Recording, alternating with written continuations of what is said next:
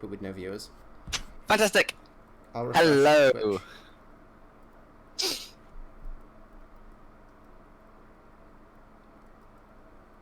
Should have muted the stream I was listening to, which was our stream, which is weird.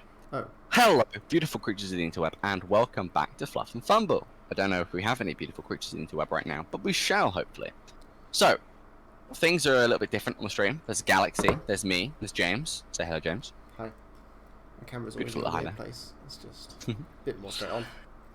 Unfortunately, Ness isn't able to join us because of health concerns. Sad times. That sounds way worse than it That really sounds a is. lot worse than it is. No. Nobody is terminally ill, don't worry. They're just kind of ill, so it's fine. And so, today, I'm stepping up to the mantle, and I'm DMing for James, and for James only. Yes. I keep put you, but you're that way, aren't you? No, I'm the You're other that way. It's on You're my that way? screen. I should be, yeah. God, Twitch is mirrored in many different ways. Is Okay, it? cool. So you're that way. You're definitely that way. It's not mirrored, I don't think. I think it's Discord that's mirrored. Is it? I have no idea. No, I think it's just cameras. I think that's just how cameras work.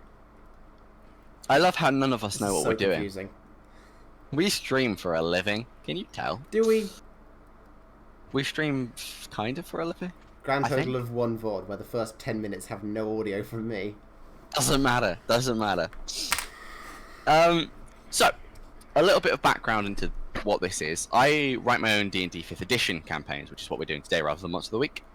I've been writing one for a while that's called The Outer Black. Now, The Outer Black was intended for a home game, may end up being a stream game now. Was intended for 4 people. Still is intended for 4 people, but today we only have the one person. So, I'm doing a prologue. Oh dear. We're doing a prologue today for The Outer Black. So the prologue is set about 25 to 30 years before the gameplay is going to be set. And things are going to change dramatically. But I don't have an ending to the historical event that's about to play out. So James is going to help me with that. I didn't know that. That's why I didn't mention that. Make it a bit of surprise. That's really scary. You are going to affect the direction of the entire campaign, including your real character, or how they're going to live Not eventually. consequences. There are real consequences to your actions this time.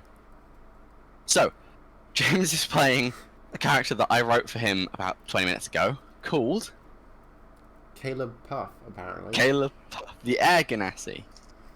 Oh, I forgot to mention, by the way, you can levitate once per day as an Air Ganassi. Oh. For how long? Congratulations. Yeah, I thought it might be essential at some point. How long can I levitate for? It's cast levitation spell. Alright. It's just however long that spell is. Which I think is a minute, but could Which not book be. is it? PHP. Alright. I'll So look yeah. that up at some point. James is playing Caleb Puff. Caleb Puff is the captain of the Lunar Guard, as in the guard on the moon. A little bit of background for the setting that we're in. The planet is kind of ruined in the way that vegans would want. Forests cover the entire lands. Giant creatures stop anyone from actually inhabiting these lands. There are 3 spires that have existed since the dawn of history, essentially, but slowly filled with the 3 types of elf: the high elves, the drow, or the dark elves, and the wood elves. The wood elves are the only ones with a true connection to nature, and therefore they've been able to settle around their spires. The other 2 have just had to build the spires up. So what once was just rock has now been sculpted and then built upon. All very pretty. Ganassi are, so they're the sort of semi-elemental humans. They are all the lower class citizens of a lot of these spires. Elves pretty much rule the world. Ganassi, they exist, but no one really pays them much side glance. Then you've got the halflings, the dwarfs, the others. Important thing, there aren't any humans in my world. There are no humans whatsoever. Humans don't exist. Or no longer exist. Winky That's face. ominous. So there's a lot of ominous stuff in this history lesson. I'm excited for the rest of the campaign, to be honest. This prologue, I don't know, because the important thing to note is I threw this all together about an hour ago. I'm sure it's going to be fine. I'm sure it'll be fine. This is a test for this campaign. Oh no, please don't. Yes, whatnot. We were actually called into extinction. No. Well. Maybe. We have to watch more of the stream and find out. Of course, maybe several sessions later. But Yeah. still, that's not the important bit. The important bit is that this is thrown together, but this should be good. I'm trying my best. This is a glimpse into my campaign world. Other important thing to note, this is homebrew, so rules might not align to things you're used to. Please don't shout at me, the DM, because I get scared easily. And James doesn't actually have full control of this character. So, well, I say full control. James hasn't created this character, so it's going to be interesting where it goes. I'm sure it will be fine. I have an important question, James. Do you know? Can you tell me Kayla Puff's backstory? Can I tell you his backstory? Mm-hmm. As in, just come up with one on the spot right now. Incorporating all the things I told you earlier, if you can remember those things. I think he grew up on local legends of heroes and people who helped the community. And that was something he aspired to be, which is why he then joined the Guard, because he wanted to keep people safe and protect his friends and family. That's beautiful. I think that's his motive. That is really, really beautiful. And he, in turn, when he's not out being a guard, when he's at home, he tells these stories to his children to pass on the tradition. Oh, that's really sweet. Jamie's gonna die. No, what? Well, everyone dies in the end. No, so the important thing. I keep saying the important thing. There's lots of important things. It's all very important. Things. No, shall we go ahead and just throw ourselves into some D&D today? Shall I swap the scene? Go swap the scene. There isn't anything to look at for a while. It's just a black screen. Fantastic. We are using Foundry VTT, by the way, if you're interested. Foundry VTT is a beautiful thing. I'm watching the stream to see if it actually swaps. It doesn't look like it has. Maybe Swapped on my lots of screen. delay. Oh, now it has. There's lots of I have delay. about half a second delay on my side, which is I've weird. got actually about 10 seconds. But I'm doing it on mobile, so... You know. Can you tell this is a very impromptu and very, very unplanned stream? Anyway, it'll be fine. So let's throw ourselves into D&D. It is a worryingly early morning for you. You've had to get up about 4 AM because being captain of the guard is cool and all, but it has duties. The lunar surface is not what you're used to at home. While you're used to being high up at home, obviously having to live on one of the spires, you're not quite used to the dark rock, slightly thinner air, and the fact that you can just look up into the infinite void of nothingness for a while. I try not to. Which is scary. I think most people try not to in this world. But it is a novelty, and it's a novelty that very few Ganassi actually get. While most of the guards are actually made up of Ganassi who have done well, none of the civilians are Ganassi at all that you've seen so far. There is about one dwarf, and the rest are comprised of elves and drow. There aren't any wood elves, because wood elves naturally don't like the moon. They don't like the moon. Not many trees or grass grows there. True. It's mostly just dirt, solid rocks, and whatnot. But you get up at 4 AM. You spend about 3 hours helping set up the tents, because there's a lot of tents for a festival. Helping set up the stage, and making sure everything was okay. And now, it's a very beautiful 7 AM morning. Above you, you can see the planet that you call home. And you can actually see 2 of the 3 spires currently, reaching out into the sky. These are colossal spires. You know how they say you can see the Great Wall of China from space? But you can't. But these you can. But you can't. But these you can. That's the important... Forgot you couldn't. Really shouldn't forget these things. So, about the planets in this world then. Mm-hmm. Is the planet a sphere then, or is it flat? Yeah. Both planets are spheres. Okay. Well, so it's just a line so that I can moon. see the spires. Yeah. They're... Again, these aren't sort of thin. It's almost as if you took a large mountain and just grabbed the tip and just kept bringing it up. These are huge creations. And very weird things. They were tall even history says they were tall even before people started building them higher and higher. So these things are remarkable and beautiful in their own way, because for some reason high elves want to put gold on everything. And gold from space just looks shiny. Yeah. It's like a disco. I like that I've just gone that far off topic. Yes, there is an atmosphere on the moon. Sorry, I'm vaguely paying attention to chat. There is an atmosphere on the moon, funnily enough, because this isn't like our moon. This is actually a sort of earthy moon with things on it. No plants, no grass, but earth and dirt. It's not called Earth, is it, if it's on the moon? Or is it called Earth? We know what you mean. Soil. Is it moon? Yeah, soil. Is the dust on the moon just called moon? Or I think it's moon dust. I don't know. moon dust. We have really terrible naming conventions. I don't think this is something people have thought about too much, just because it tends not to really come up. What if it does get... No, okay. Stop getting off topic. This is a real D&D stream. You've set up the tents and you're wandering around. There's actually near enough no one here. There's some performers, again, all elves. There are a couple of merchants who started setting up early, but it's mostly guards. When a fairly small, about 5'2", water ganassi sort of starts jogging towards you in this chainmail. You, by the way, you're about 5'11". It's a nice height for a ganassi. And this little water ganassi runs over. Did I say he or she? No, I said he. We're not calling it lathe, Gibby. KSP. He runs over to you. He's going to shake the mail. He goes, Sir, we've got a report of a problem.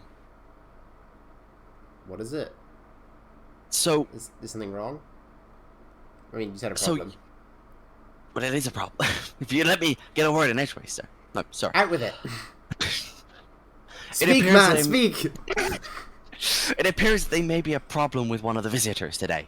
As you know, the matriarch of the Drow is coming to the festival today, and there's reports that one of the High Elves may be trying either an assassination or something worse. Something worse? And we've all sort of, panicked, and we can't figure out who it is. The accent's gone. So I need to ask you for a favour. What would that be? We can't go and approach the matriarch, but you can because, you have the authority. Could you sort of scout around her and then go to her and try and figure out who it could be? I can. Yep. Have we got Fantastic, any kind of factual basis for this claim? Well, you know what politics is like. Not really, but it's probably a high elf. Probably. What's the source of this claim? Who told you? Well, I was told by Steve. Steve was told by Kimmy. Kimmy, I think, was told by either Peggy or Lou. And Lou or Peggy were told by anonymous tip-off. Anonymous tip-off, obviously. A letter, if I remember correctly, but no one has the letter anymore. Great. So there's no extra information? No. Okay. I'll try and sort this out. Thank you, Captain. He salutes and sort of starts jogging back over to a few other Ganassi huddled around the fire in the morning cool. I'm gonna approach It's morning time. I'm gonna approach the matriarch's security. So there's essentially, sort of a gypsy caravan. Yeah. A nice cloth top. There is a large one of those surrounded by a couple of smaller ones, and this is the Drow matriarch's caravan. I keep forgetting words today. But you also know that you're a Ganassi, and so seeking audience with her isn't going to be the easiest thing in the world. You are viewed as a much, much less than an elf, let alone the head of the Drow, essentially. Drow being controlled by the female matriarch.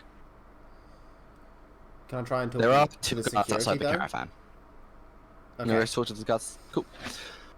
So you wander on over. They're both looking tired and bored, to be honest.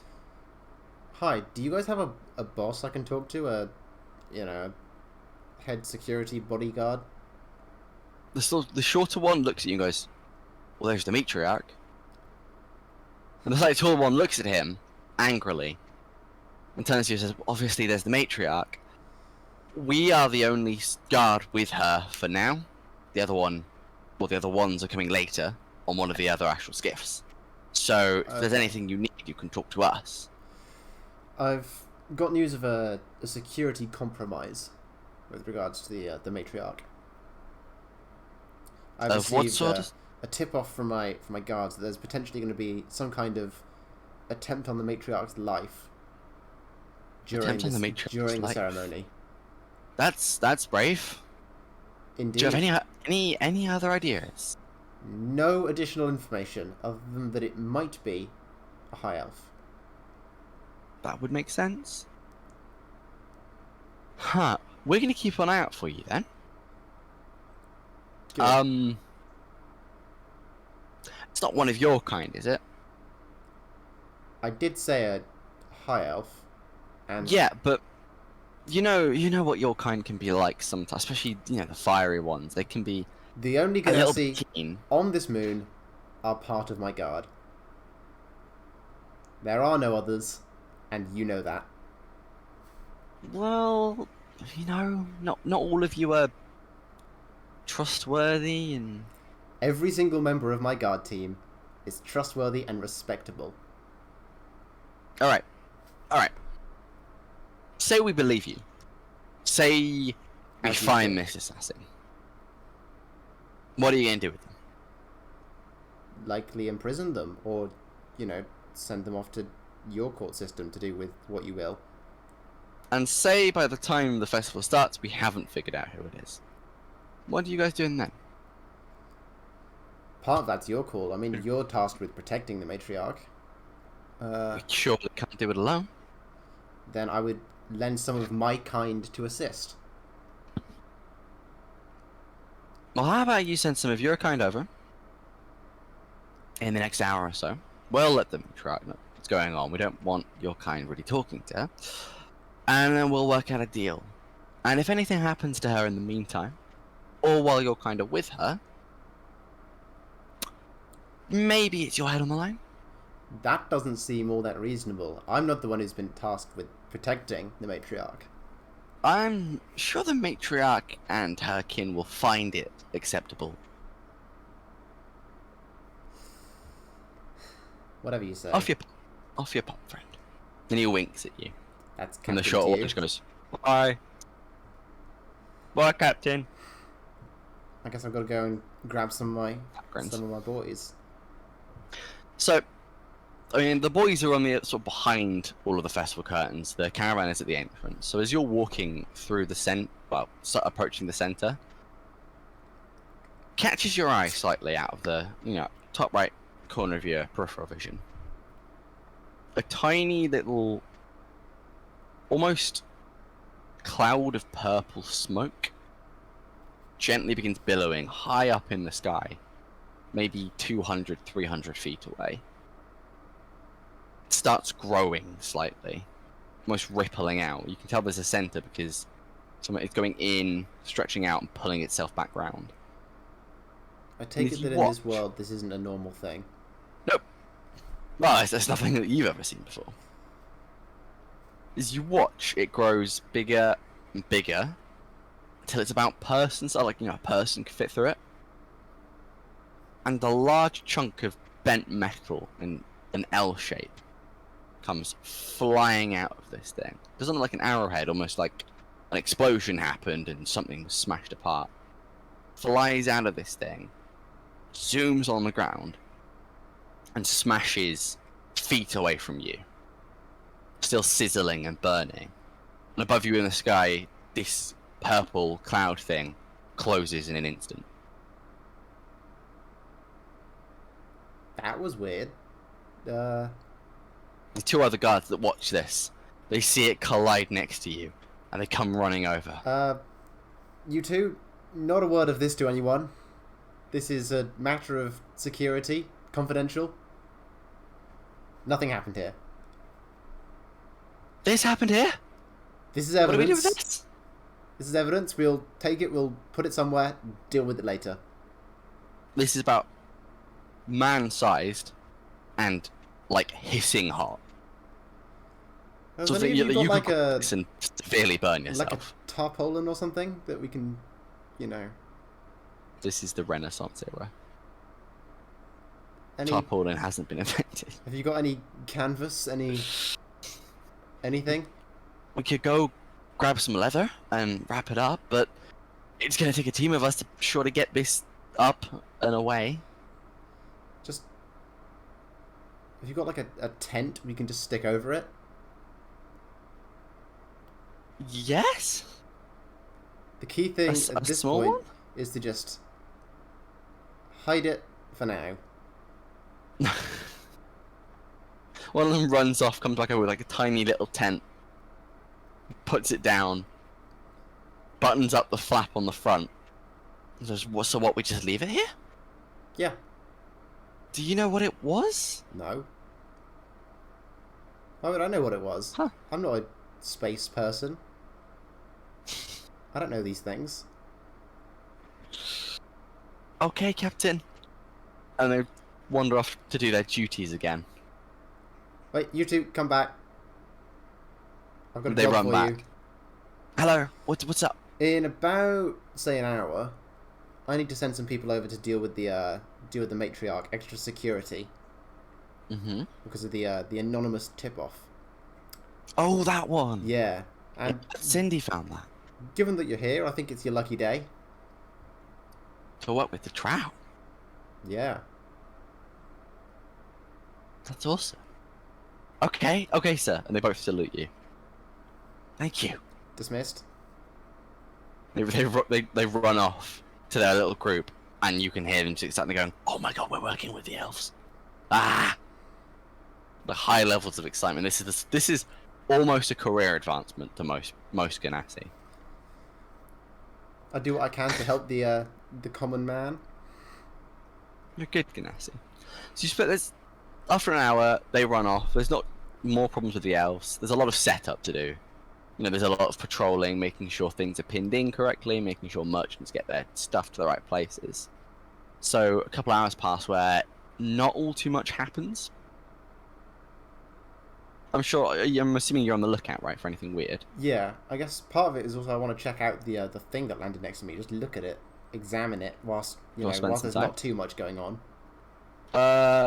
Can you roll investigation from your character sheet? Do you know? I don't think I have a modifier for it. What is it? Intelligence.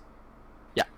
16. Is that +4? No, +3. What am I on about? You can just click in intelligence Oh, I on can't, the word can I? if you want to try it. Let's check. I think it's possible. Look at me not knowing modifiers. 8!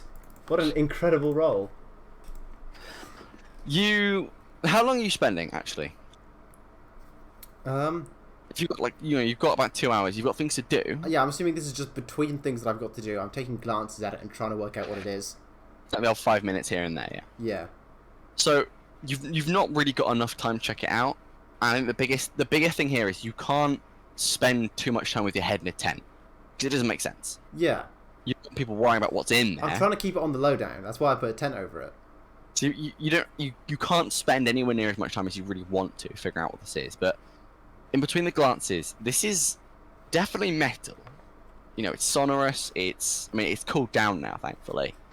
It very you can't bend it. It seems incredibly tough, like worryingly tough to be broken. You see, there's a lot of jagged edges along some of the sides. So it looks like it's been broken off or something, definitely. Yeah, this has definitely been. I find it's difficult to see things on the screen. Sorry about that. Yeah, it's probably quite small, actually, isn't it? Yeah, that's something we'll have to try and improve. Should I make the cameras nearer the edge and then expand the gameplay or something? Give it a shot. Or you can tell that this has been broken off of something. just quickly, can we go ahead. stream things? Do you reckon I then make the gameplay bigger and then stick the cameras over the front of it? Yeah, I reckon you put it over the front of it. Cool. So I'll make that fairly big, and I'll move those in front so you can actually see them. And we'll just go there and there, I think. Hey, I'm on the screen. That looks about right. Does that look good? Can you see it? Ooh, that's not quite aligned right. Pretty decent.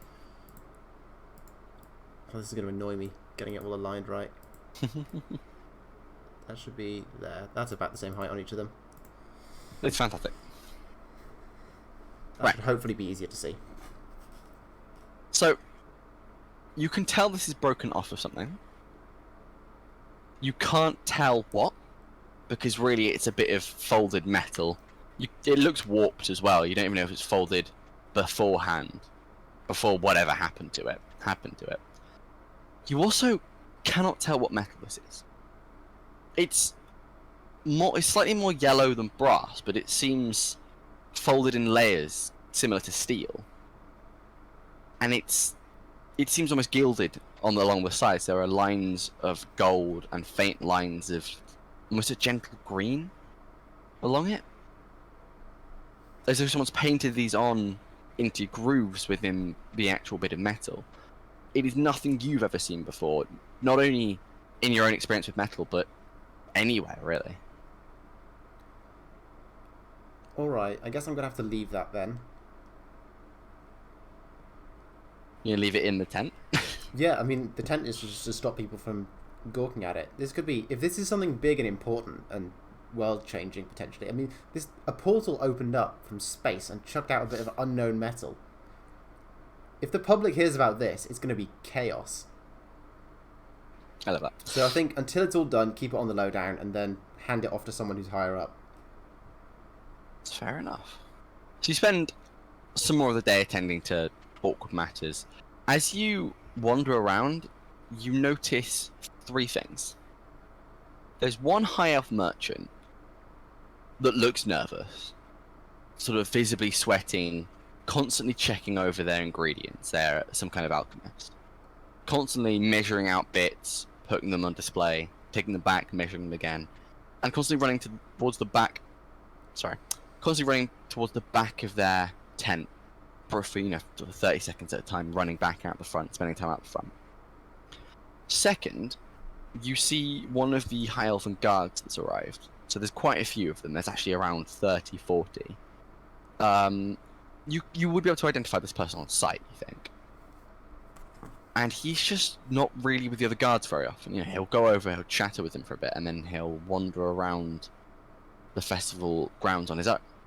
Obviously, there's no royalty there. There's no actual visitors in the festival yet. It's just the guards, but he's almost completely on his own for the time you see him. Third, there's a weaponsmith. There's a dwarven weaponsmith with a lot of very intricately carved daggers. He seems... He's worrying, not because he seems dodgy, but because he just seems very angry. You know the straw test dummies? Yeah. That they used to be. He's pretty much just picking up a knife, stabbing it about 20 times, putting it down, picking up another knife, stabbing it a few times, sharpening them all, and doing it over and over again. And these are 3 characters you just pick up on thinking, they're weird, really. All 3 of them are quite weird and quite odd. I guess I'll question them. Try and get a bit of intel. So, just before you'd have the time, the festival would have opened. Alright. So, everyone's sort of piling in slowly. It's a lot of elven royalty. It's a lot of elven... like constabulary? Is it the word constabularies? Like governors and stuff. Alright. And rich people. It's a lot of rich people everywhere. So, finding the 2 tents will be easy. Finding the guard will be harder. And you have about 2 hours before there's the main stage, sort of... I wouldn't say show or anything, but there's the 2... Nobility is the right word. Thank you, chat. There's the 2 matriarchs, the high elven... Well, 2 matriarchs. The 2 leaders, the high elven leader and the drow leader, as well as a representative from the Wood Elven Spire. And they're all going to stand up while one of them gives a speech about, the 10 years since they found the actual skiff. This is scheduled in. You have an hour, so if you're quick, you could probably get to all 3 of them. Sorry, no, you have 2 hours. You have 2 hours. Let's give it a go. Who do you want to go and find first? First things first, I want to talk to... Let's go for the guard first, because they're likely to be doing more prep towards the end of it all. I'm thinking. So I finding the guard is hard. It's going to be harder. Yeah, I think I don't want to talk to that specific guard. I think I want to talk to a higher up to get info about that guard. A Ganassi or an elf? Are there higher up Ganassi in the Elven guards? No. So there's no one. An elf. Your team, you've got a couple of people below you, and then the main guard system. Yeah. And then there's a similar situation with the elves. You won't be able to get counsel with the general because the general's not here. But you can. There's a couple of lieutenants that you could definitely reach out to. Yeah, I think and would probably talk to you. The way to go. So, you heading over just the first one you see? Anyone who looks like they might be in charge of that kind of shady guard. So you've definitely seen him reporting to someone a couple of times. There's a tent where there's a lot of elven setup. You know, there's the tent for the guards. There's a similar one for yours across the other side. And you've seen this shady dude report to one of the lieutenants quite a lot. Long blonde hair, large helmet, large sort of spikes on it, almost like not an owl, but like, you know, two large feathers, like an owl bear. Do you want to go speak to him? Yeah, sure. So you approach. He sat inside the tent. The tent's quite surprisingly dark for essentially like quite a higher noble role. And he looks up and he goes, "Ah, Captain, I'm assuming. Yes. You got a problem? I thought everything was going smoothly." For now it is, although I have received an anonymous tip-off that we might have potentially a saboteur in our midst at this festival. A saboteur? A saboteur. As in a drow? As in, so I've heard, a high elf. That's very unusual. I'm simply investigating. No accusations are being thrown around here. One of your, I guess, underlings, one of your guards, who I've seen reporting to you, indeed, has been a little bit suspicious, and I just want to check that everything's alright.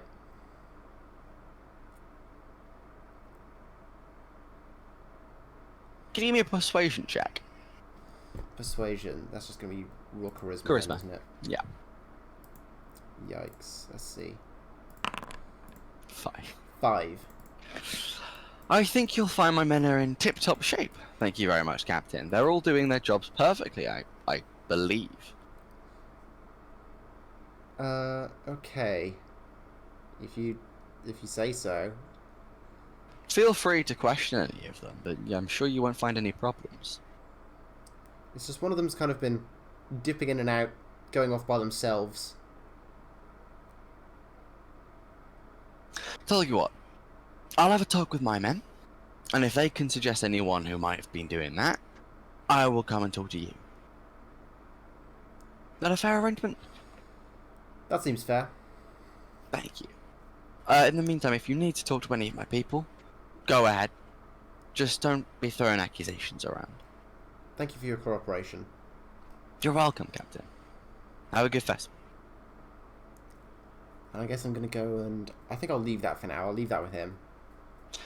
Perception check. Perception check. That's worrying. What's perception? Is it wisdom? Yes. Nice. You see this guy from earlier. He's just gone past the central... He's very, like... This is almost an active eagle eye, in that as you sort of pan across the festival, you just about see him going past the stage towards the other corner, towards where your tent is. So not only the tent that has your personal items and equipment and where you sleep, but also the larger Ganassi sort of barracks tent. You can see him heading towards that way. That's not where he's supposed to be going. You would actually know he definitely is not meant to be over there. He's currently meant to be watching the stage. I'm going to stop him. Excuse me. You start going. You're about... I can actually measure this out because I have a map with me. You're about 30 feet from the stage, so you would have to run, like full-on sprint to catch up with him in time. You could tail him. But you can try and tail him. Let's tail him. Okay. Are you just like walking dead towards him, or are you trying to blend in with the crowd? I'm not trying to blend in. He's not where he's meant to be, and I'm in charge here. So you're just walking straight through. Yeah. So you walk past the stage. He turns and goes around the back of the Ganassi barrack tent, just as you get to the tent. To the stage. Sorry. He's definitely running. Well, not running, but you know the sort of quick walk you do when you're late at the airport. Yeah. You know, that sort of quick shuffle where you don't want to look weird, but you're definitely hurrying. He's doing that towards the back of the barracks. So can I catch up with him without running, or do I have to... You can keep going, but he's now out of sight. Okay, I've got to run after him then. So you're going to run. Yeah. Alright, you start running. A lot of people obviously look quite flustered, kind of confused, and there's a little bit murmuring as you run past. But you round the corner on the tent, and you see this Ganassi back there with a pipe. Not Ganassi, sorry. High elf. I was very confused for a second. I've said the word Ganassi so many times now. Yeah. So you say you see the high elf with a wooden pipe. He's round Like, our barrack tent. Round the back, yeah. And he sees you, and he physically jumps backwards. He's like, Captain, trying to hide it behind his back. Everything all right here? Yeah, just checking the nails in the ground for the tent. I don't think you're supposed to be here.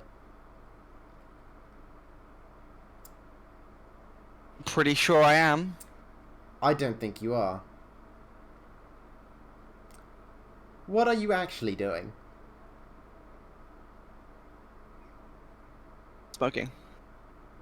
He sort of brings his pipe round. You recognise there's tobacco. I'm going to use the word tobacco. It's fantasy tobacco. You see fantasy tobacco. It's around everything. In the pipe. Tobacco in a game. Yeah. Twitch, no. That's a good point. In the game, in D&D, don't want to get banned on Twitch. You see this substance in this pipe. You would probably know that High Elven Guards aren't meant to smoke on shift. They can do whatever they want other times, but they've got to, remain this, steadfast bulwark while on shift, and that's something they cannot do.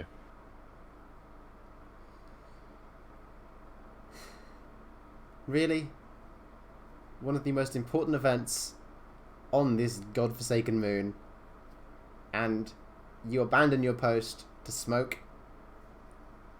I can't help it. I'm sorry, sir. I'm sorry. He looks like quite ashamed and also quite worried. Look, if you I'll go back to my post. Just don't tell. finish up and go back to what you're supposed to be doing, and stay alert. And don't tell the lieutenant. Nothing needs to happen here. Thank you, sir. And he mock salutes and turns his back and starts walking. So walks past you, and then starts walking back towards the festival. As this happens, next to you, facing pretty much the direction you're facing, more of this purple smoke starts billowing out. It starts folding out and inwards. There's another small circle appears, much, much smaller, about the size of my fist. And a tiny bit of metal flings its way out at insane speeds, slams into the ground about 10 feet away from you. And this wedges itself into the dirt. You're behind the tent, so no one you can tell seen. Okay. It impales itself in the dirt. There's smoke coming off of it. Does it look like it's the same metal, or is it different? You can, from the tiny bit that's come out, this is sort of shrapnel size, about that big maybe. You can see it looks like the same material and the same metal. Okay, I think it's round the back. I think we're just gonna have to leave it. It's small enough. This thing is smoking. It's small enough that it's not worth considering. There is a small line of smoke that is just like, I wouldn't say billowing, but it is raising out, and you can see that it's going to be visible. Can I kick some dirt over it? Yeah, bury it. Bury it. Brave. You sort of it's basically dug in a mound. You just fold it back over, and the smoke pretty much stops. It's still a little bit coming out, but that pretty much dissipating in the wind as it goes up. Do you want to just leave it? I mean, I can't move it. It's really hot. What am I supposed to do? I Very. can't put another tent over it. That would be really weird. Just mid-event putting up another tent. Some more tents. Alright, what do you want to do now? You remember there's still the 2 merchants to check out. If you want to. Check out the Alchemist.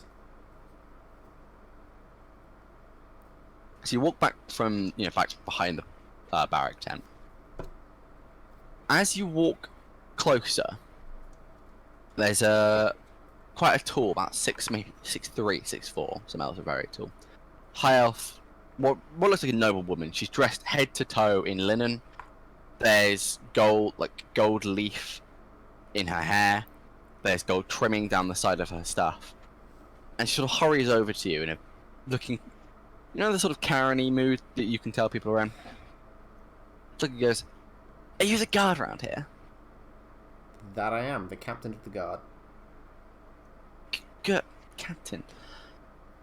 Of course you're kind. It's a rank. That tent over there, and she points to the small one that you put over the larger bit of metal earlier.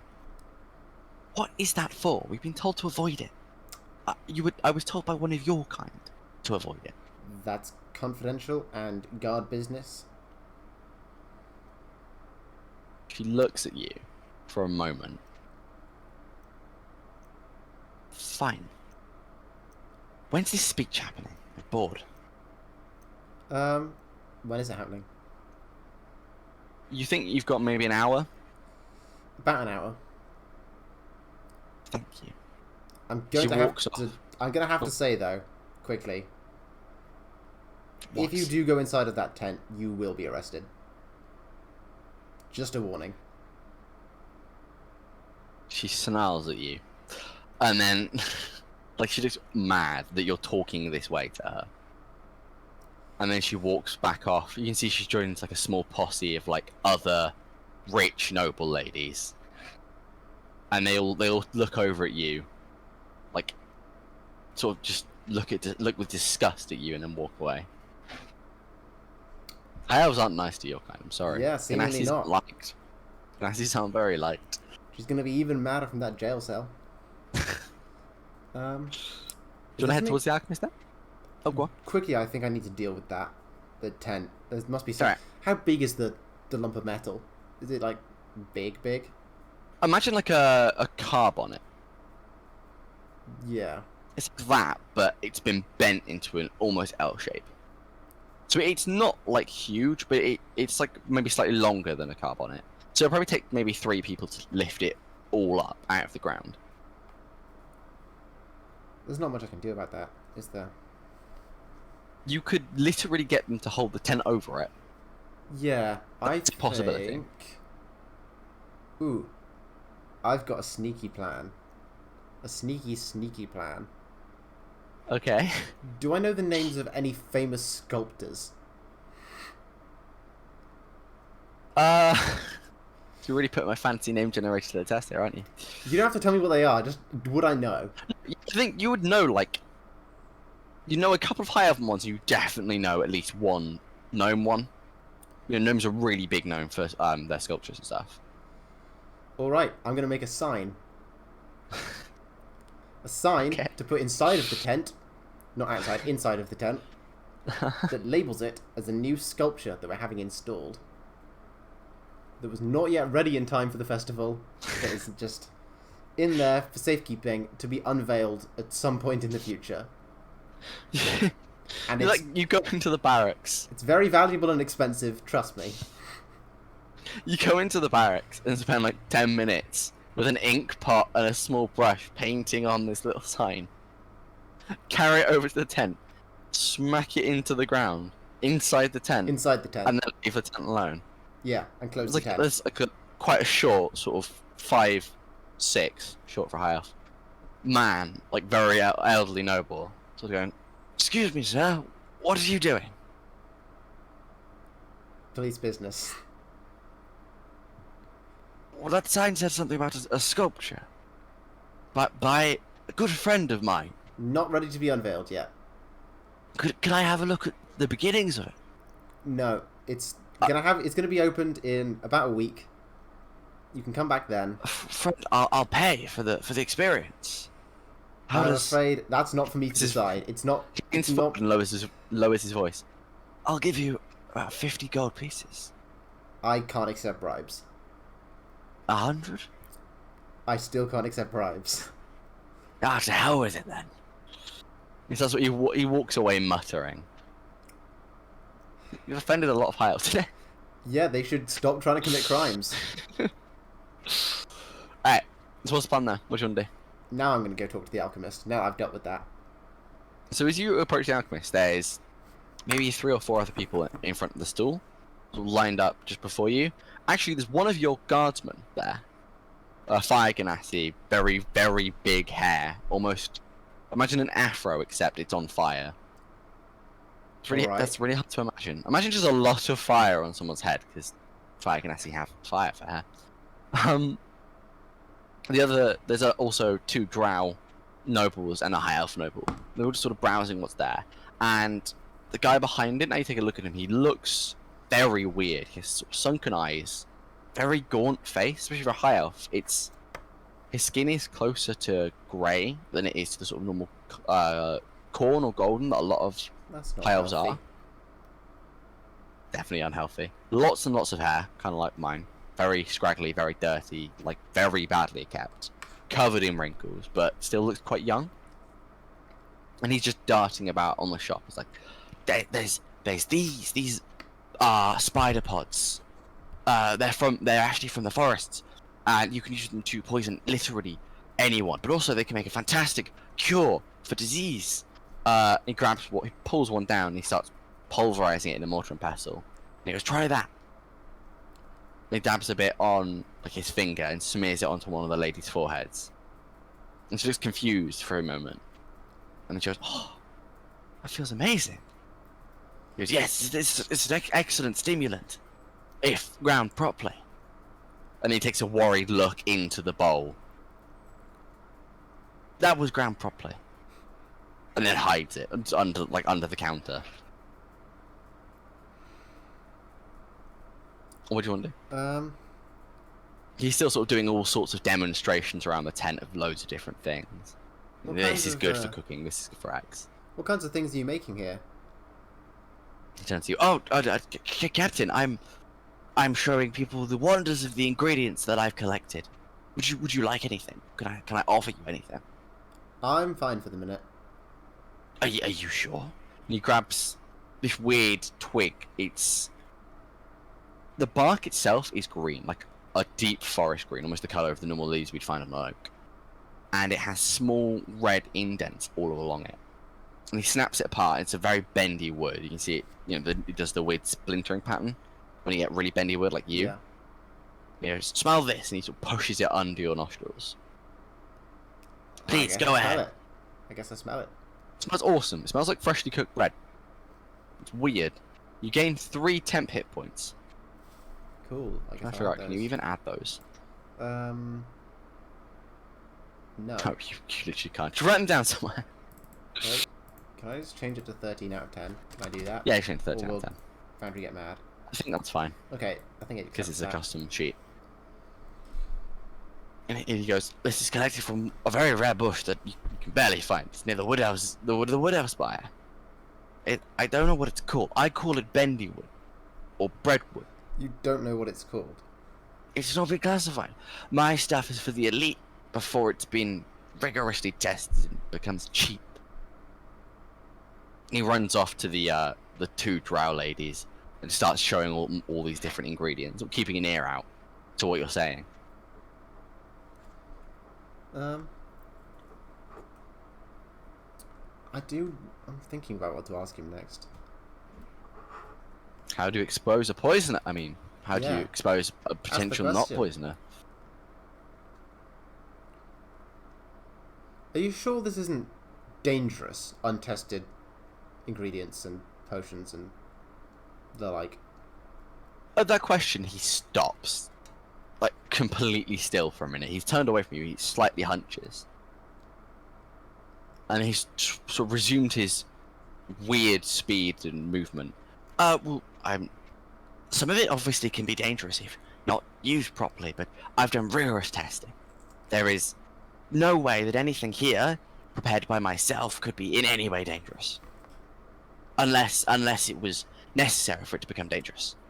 What do you mean by necessary for it to become dangerous? That's... Well, I have a number of blade oils, especially for, the guards around here. Some of them would like a blade oil to keep their weapon clean or sharp, or occasionally do more damage, but I only carry 2 of these things, one of which can sharpen a blade, and the other could poison a person. You do know that there are certain laws against poisoning. That's why I don't poison people. Other than myself. Can I insight check that? Go for it. Can I insight check I don't poison people? What's insight? Intelligence? Is it? I think remember. so. Oh no, wisdom. It's Wiz. Okay. 7. Does he in fact poison people? What are you gonna get for 7 insight? You can tell that he's the way he sort of paused and said, "I don't poison people." It felt like there's a little inflection near the end of that sentence that it feels almost ironic in what he's saying. I think, you would recognize that he recognizes the irony in that sentence. Welcome to Alex being a DM, where I don't tell you whether or not he's lying. I give you inflection, because that's what insight should be. And it makes less sense. You said that there was one of my guards in the queue. Yeah. Can I quietly instruct said guard to keep an eye on this guy during the speech? Yeah. Just like... So do you want to pull him aside, or do you want to just... Yeah, pull him aside and just, don't approach unless you feel you have to. Just make sure that he doesn't do anything untoward to anyone else. Alright, Captain. It seems a little bit suspicious. If I could offer my opinion, I think he's just crazy, to be honest. He's... Always better to be safe than sorry. Understood, Captain. Thank you. He salutes and sort of wanders back up. And you can tell, your guard bear, he's definitely been trying some things from that stall. Like, he's just been sampling them. Because there's a lot of interesting things. Like I said, he's showing these things to this nobility. Some of them seem to calm them, seem to wake them up, seem to make them feel better. Is he just high? I said the one that smelled nice. I wouldn't say high, but he's definitely tried a couple of things that make him seem actually more relaxed than anything else. I need someone who's on edge. I need someone who's quite calm, prepared to, leap into action. You could go and find another guard if you want to go and pay attention to this guy, but there's only about half an hour till the speech. So if you went and got another guard, you probably wouldn't have time to go and talk to the dwarf. I'll talk to the dwarf and I'll just keep half an eye on any remaining sus people. Alright. Am I going to do that? I'll do that in a minute. DM things, So you wander on towards the dwarf, and the dwarf is still stabbing things. There's no one at this guy's counter, really. I think during the day you might have seen 1 or 2 people picking up these blades and looking at them, and then just watching the dwarf for 30 seconds stab something and then walk away quite quietly.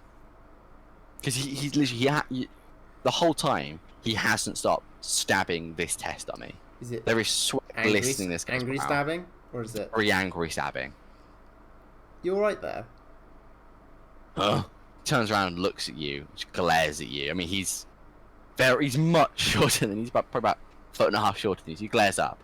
I get the feeling that there's something troubling you. Nothing. And he goes back to stabbing. There are these blades, as you look at them on the counter, they are very ornate. These things are insanely sharp. What are you doing there? He keeps stabbing at you, and he slows down the stabbing slightly. Turns back. I'm proving my worthy blades. What does it look like? It looks like you're angrily stabbing a straw dummy. I'm very angry. Keep stabbing it. Why are you angry? He gets just a big breath. My best blade has been stolen. Stolen? Yes, stolen. That's not very good. No, it's not. Do you have any information? That seems like something that I should be concerned about. He picks up one of the blades from the counter. He puts back the one he's been using. Still, you notice this is immaculately sharp. Even after... Well, he must be not only hitting the dummy, but hitting the wooden core of the dummy. With just how random some of these stabs are. And it's still perfectly sharp. He picks up another one. It's a curved blade. You know, like the sort of ones that you hold like that. And it curves into your palm and comes out. It's that style. It's completely steel, and it's got just golden swirls up, not golden, sorry, green swirls up and down it, all the way up to the tip of the blade. It holds up like, it's like this, but gold metal, ruby inlay. Best blade ever made. And he takes the blade that he's showing you, and he starts stabbing the dummy again. Okay. Didn't see who did it? Nope. It's done the night. And then night. Okay. If you find it, I'll give you a lot of money back for it. Now it's worth thousands. And it's been stolen, and he grabs another knife and starts stabbing. I will happily return it to you, free of charge. That is my job. Fantastic. Now he's got two knives in his hand, and he's stabbing with both hands. This is a very angry dwarf. Okay. Right. I guess that's all I can do, isn't it? The speech, you can see the three leaders, or at least the two leaders and the representative, are all now on the stage. Where do I get to stand? You have been offered the option to stand behind them on stage. I would like to do that. You would like to go as the captain position? Yes. So, this is quite a large stage. It's in the very centre of all the tents. So you actually have the ability to look into every tent. You can't quite see into all of them. So obviously a lot of them are very dark on the inside, so you only about see the entrance. But as you take your place on the back of the stage, you can see pretty much everyone. The Alchemist is stood quite far back. They're still actually quite close to his tent, but quite far away. The dwarf, you should watch him as you walk up the stage. You watch him walk from his tent, really burly, swinging his shoulders, marching through the legs of pretty much everyone there, standing almost completely right at the front of the stage. And the guard you saw smoking earlier, you see standing to attention next to his lieutenant. And where are they? Are they near the stage, on the stage? The lieutenant is actually on the stage with the guy you were talking to earlier and another one. Behind the high elf, there's the two drow you were talking to earlier behind the matriarch, and you're stood behind the wood elf. Because wood elves don't actually have a royalty, they only use representatives for their governing body. Very interesting. I'll go into the politics at some point.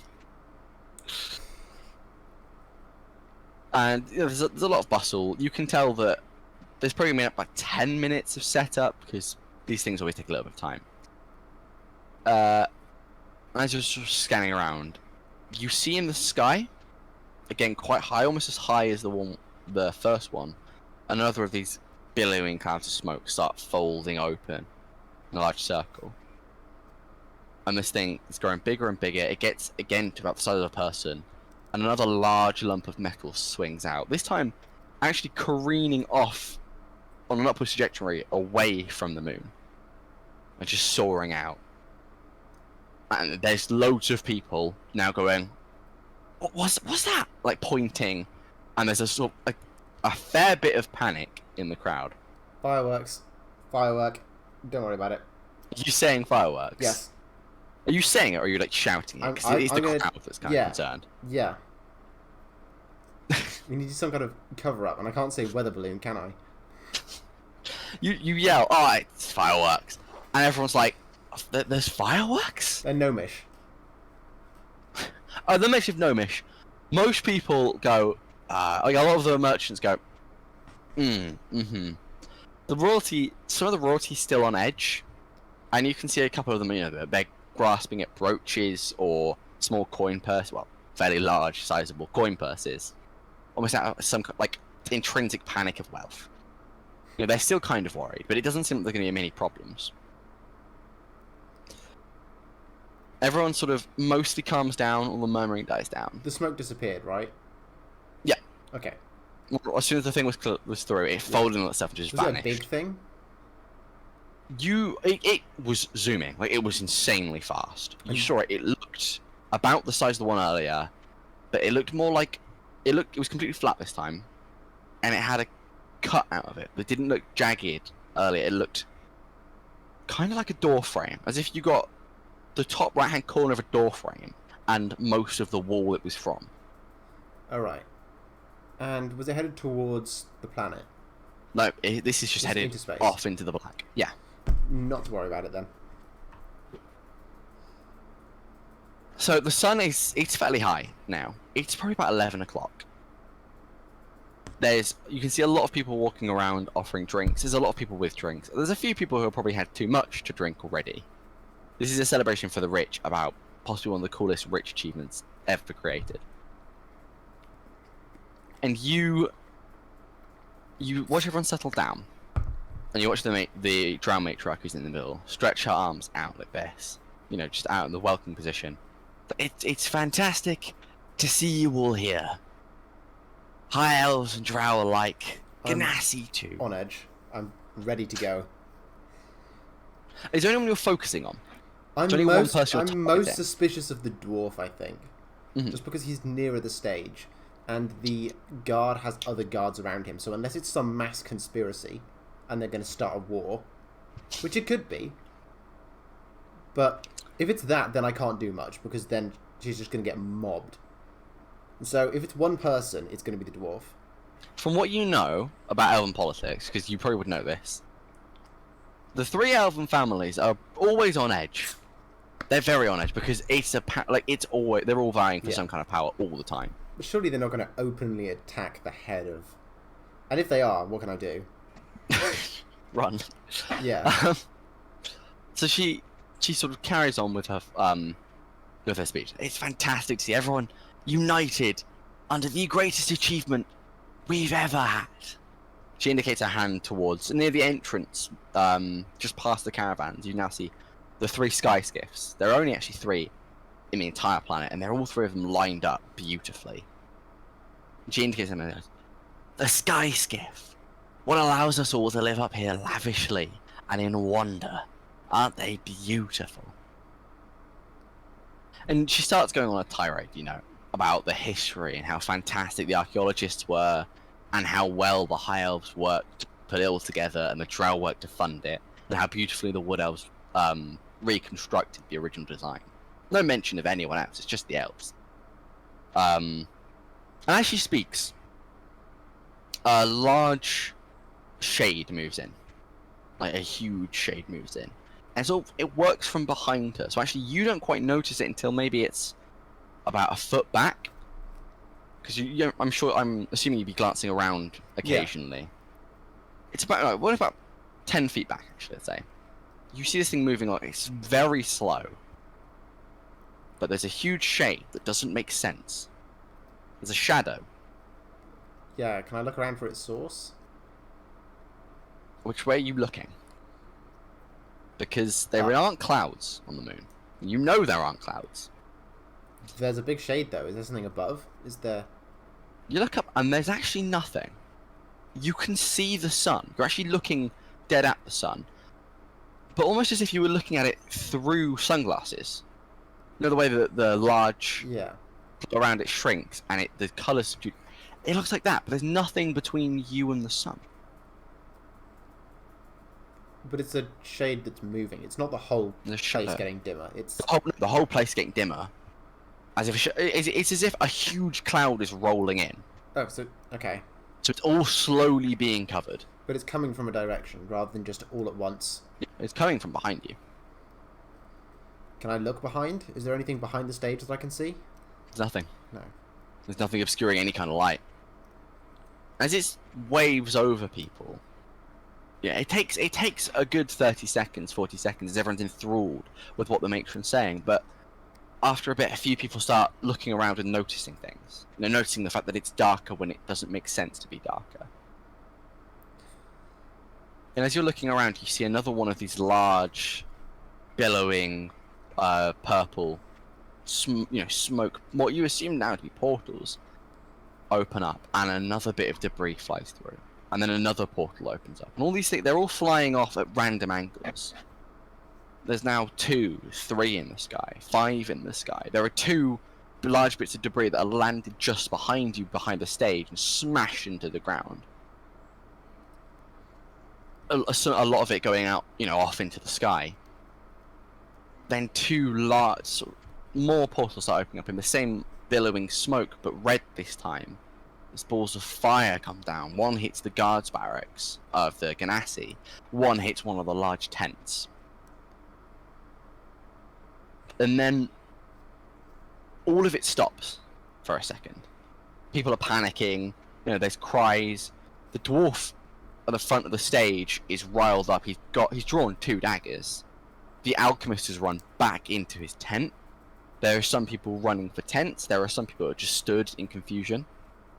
And there's a minute where there's nothing. You actually can't hear anything. Everyone's silent, save for the sizzle of large chunks of debris in the same metal from earlier. And then above you, you see more smoke, green smoke this time, billowing out in a tiny little circle. It gets bigger and bigger and bigger. And it's pointing towards the planet, but it's not that high off the ground. This must only be about 900, maybe 1,000 feet off the ground. So it's high, but not for the size it's growing, and it's getting bigger. It's bigger than a house. Are we going to get a meteor dropped on us? Yikes. It's Cooler than 2 houses. This thing keeps billowing out larger and larger and larger, and then it stops. And you see another bit of this weird golden brass material inlaid with gold and green stripes, and you watch as what almost looks like the prow of an enormous Titanic-sized ship, and it pushes through. And you see on the side of this ship there are weird creatures, purple flesh, bits of metallic limb, multi-limb, way too many legs and arms and huge amounts of teeth, attacking and ripping bits off and throwing them around. And people start screaming and panicking. Badly this time. People might believe that there's some fireworks, but this, like I said, it's like the Titanic. It's the size of the Titanic. And it's slowly coming through this massive portal. Out of interest, what are you doing right now? I was just thinking, is there any form of telecommunication? Any way that I could contact the people of the planet? No. If you got in this astral skiff and you sailed as fast as you could, would I beat it there? You'd make it in a day and a half. Does this thing look like it's fast? This thing is already a lot through. You can see what is definitely the front of a ship. But this thing is moving insanely fast. So it would beat me there? Almost certainly. Then there's not much I can do, is there? Is there an obvious engine? Not that you can see. There's still so much more of this thing, you assume, to come through this portal.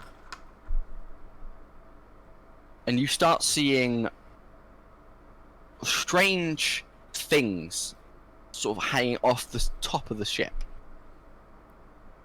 It's hard to describe. It's almost as if it was a crossbow without the 2 limbs that stretch out to hold the string. Firing what looks like arrows down at things clamping and ripping apart this ship.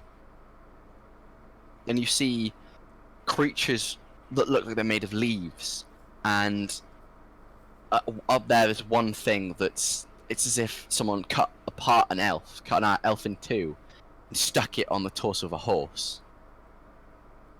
And you can see that you can't hear, it's so far away you can't quite hear what's happening, but you can hear moans of metal, like groans, as if the entire thing's falling apart. And you can tell there's a battle going on on this ship. And you see as some of these things that are slashing at the sides look down. And there's one you can see at the very bottom of the ship. It looks like it's grinning at you. And it lets go of the ship, stretches its 8 limbs out, and drops towards the ground. And as that one does, a few more start dropping, falling down onto the terrain. They're probably a couple miles away from you with the way they're falling. But you can just see them, and you can watch one collide with the ground, pretty much liquefy. And you watch 2 bits of just shredded metal fly off the side. Another hits the ground, looks terribly injured, and starts limping, dragging itself on one arm towards a festival. It would, take days to get there, but it's going. And people are starting to really panic and scream. There are a lot of people running for the actual skiffs.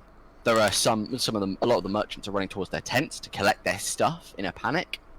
The guards have no idea what to do. One of the Ganassi guards runs up to you and goes, "Sir, what do we tell the people?" There's nothing we can tell them. They can see what's going on. They know as much as I do. All we can do is try to deal with this. How?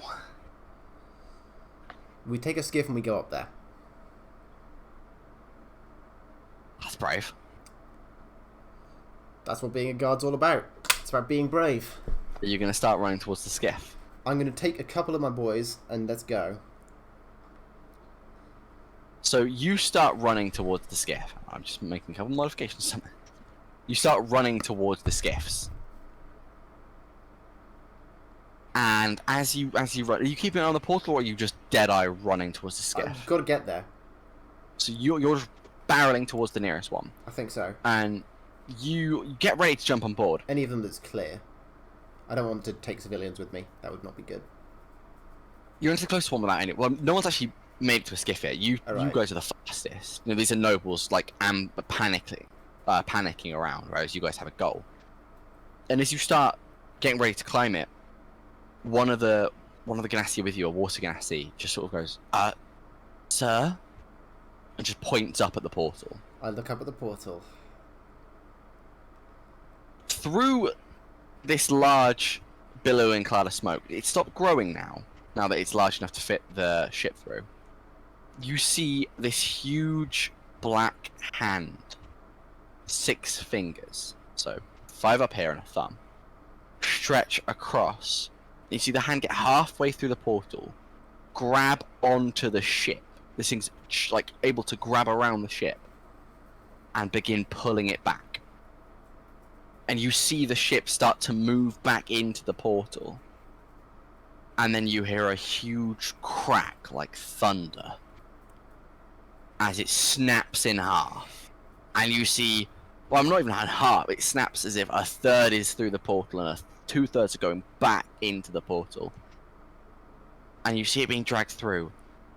And you see the front of the ship that's gone through the portal begin to tilt down. And you watch it fall. Slowly. Fall, but fall. And the portal throws itself closed with a snap. And this shower of sparks.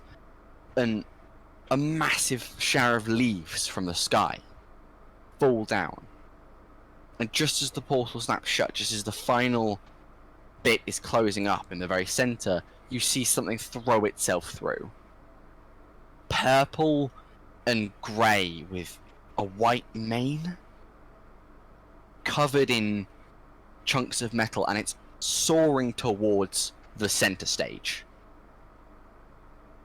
That's not good.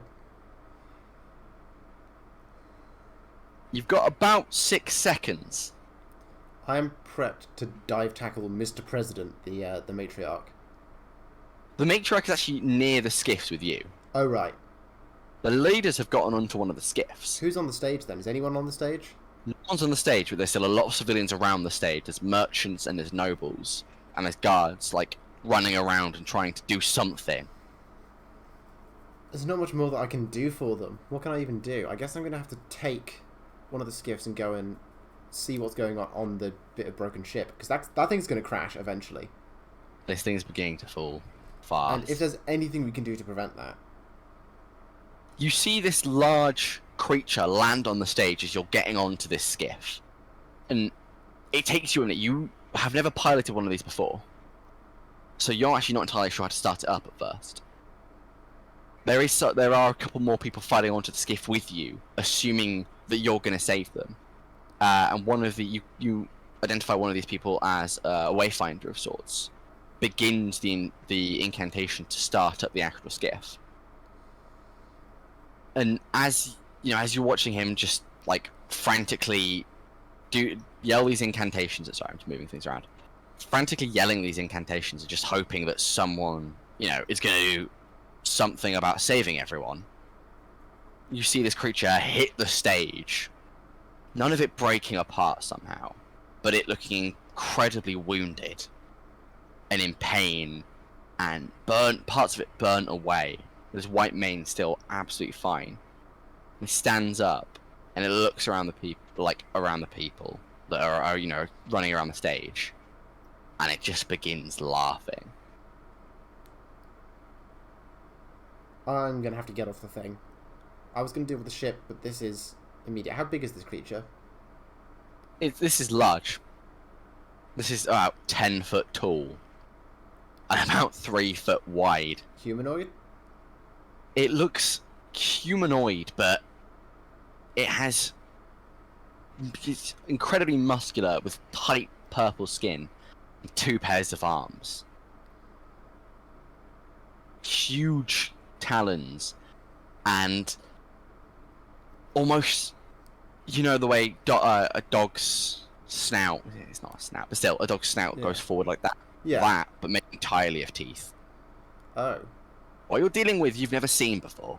I'm gonna have to commune with it. Let's give this a shot. I'm gonna ask you to go into initiative. Now I'm going to... I don't have initiative. Should I just roll dex? Yes. Can you see that map? 18. It's Is loading. map loading? It's loading. Oh my lord. Probably because they exported this at a worryingly high resolution. It's just taking a moment.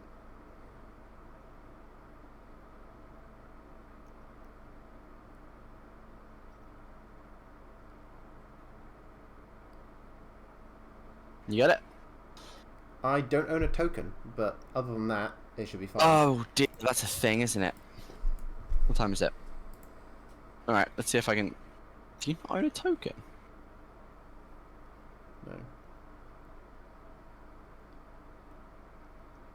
No. That's worrying.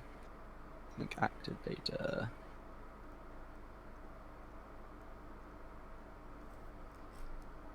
Can you see anything How now? much longer of the session is there? There's about a half hour fight/talk. Okay. Should I take a quick break? Yeah, I was wondering if we should run a break. It's just in chat, people seem to... Should I Let's go... swap into break scene? Yeah. Let's go for a quick break then. Tell me if I leave the audio on by accident. Right. I guess see Will you do. in... How long are we taking a break for? 10 minutes? 5 minutes? 10 minutes sounds good. 5 to 10 minutes. Yeah. Somewhere. Back soonish. We'll take a quick 2-minute break while there's nothing, and then transition back into a quick chat for the rest of the break. Sure.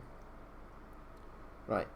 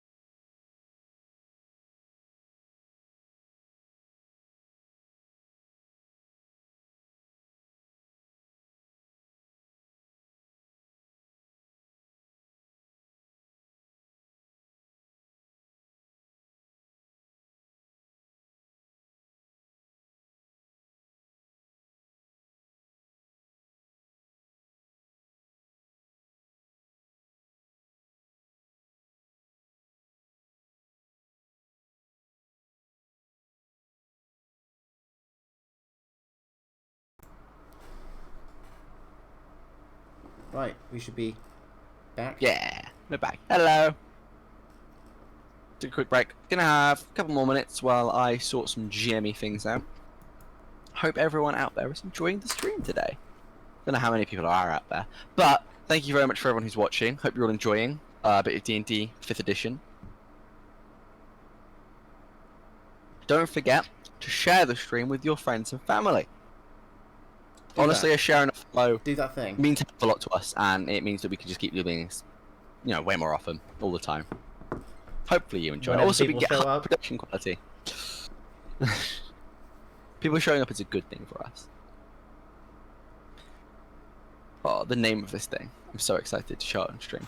I recommend you scroll in to the center of the stage, so that after the break everyone gets to see the spooky thing. Ooh. Yeah, I'll go fairly zoomed in. I love all the default pictures for all the civilians. Yeah, I didn't really want to go find villager tokens. I just realised that everything is on fire. Yeah. As I'm about to describe in a second. So you are. Are you ready to go straight into it? I'm ready to go You can into end it. Let's go for it then. Are people here? Say one in chat if you're ready to go. If you're ready to. Say anything Continue. in chat if you're ready to go. And say, No, we've got to wait for the stream today. say 2 in chat if you're not ready to go. Say 3 in chat if you're not quite decided. That's just go. That's not even a number. Mods, ban that per. No, we don't even have mods You yet. don't even have the mods. I hold But all when the we power. do,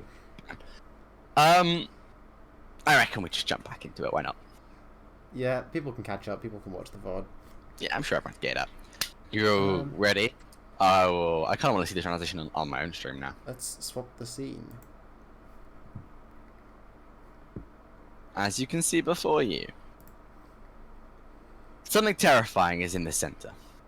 Something with 4 arms, 2 legs, incredibly muscular and sinewy, a dark purple skin stretched across what can only be described as a wrong canvas. To you, Caleb, everything seems wrong about this thing. This thing doesn't belong here. You're not sure what you would define here as, not just here at the festival, but spiritually here. It shouldn't be here. Here generally. It's horrible. And as it lands, looks around, and cackles this disgusting laugh, 2 balls of fire appear in its 2 lower arms.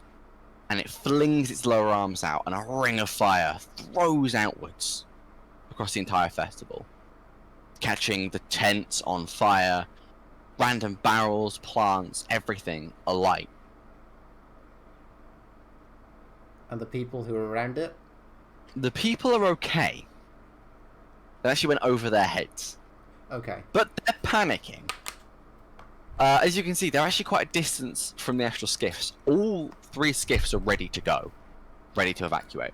And as you look up, the ship's picking up speed. Well, the chunk of ship above you is picking up speed as it falls towards the moon. You don't have long to get off this moon. Neither do the people around the festival. I would like you to roll initiative for me. I rolled last time and I got 18. Oh yeah, of course you did. You got an 18. That's much higher than I think anyone else is going to get here. So next to you, can you see the the green mint token and the yellow token? Yes. Those are the 2 guards you took with you. Okay.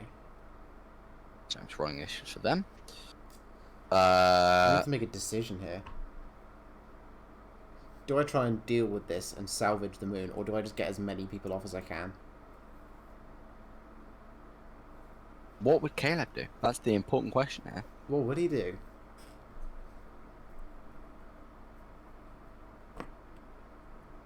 So it looks like the people around you all sort of get the same idea as you. You are the first to react, though. I'm gonna get off the skiff. I'm gonna head towards this thing. Do I have to do combat movement? Yeah. So... You have 1, 30 2, feet of movement. 3, You can run, 4, don't forget. 5, 6, and I'll take the dash action. 1, 2, 3, 4, 5, 6. So I'm near it. I'd like to tell all the people to just get on the skiffs and just go. You begin yelling, and they're like, you can see recognition in a lot of their faces, and you can also see a lot of panic. I'm going to point as well, just, you know, that way. For people who don't have any processing skills. Or people who can't hear me. Two of them start running. Good. And they get to relative safety.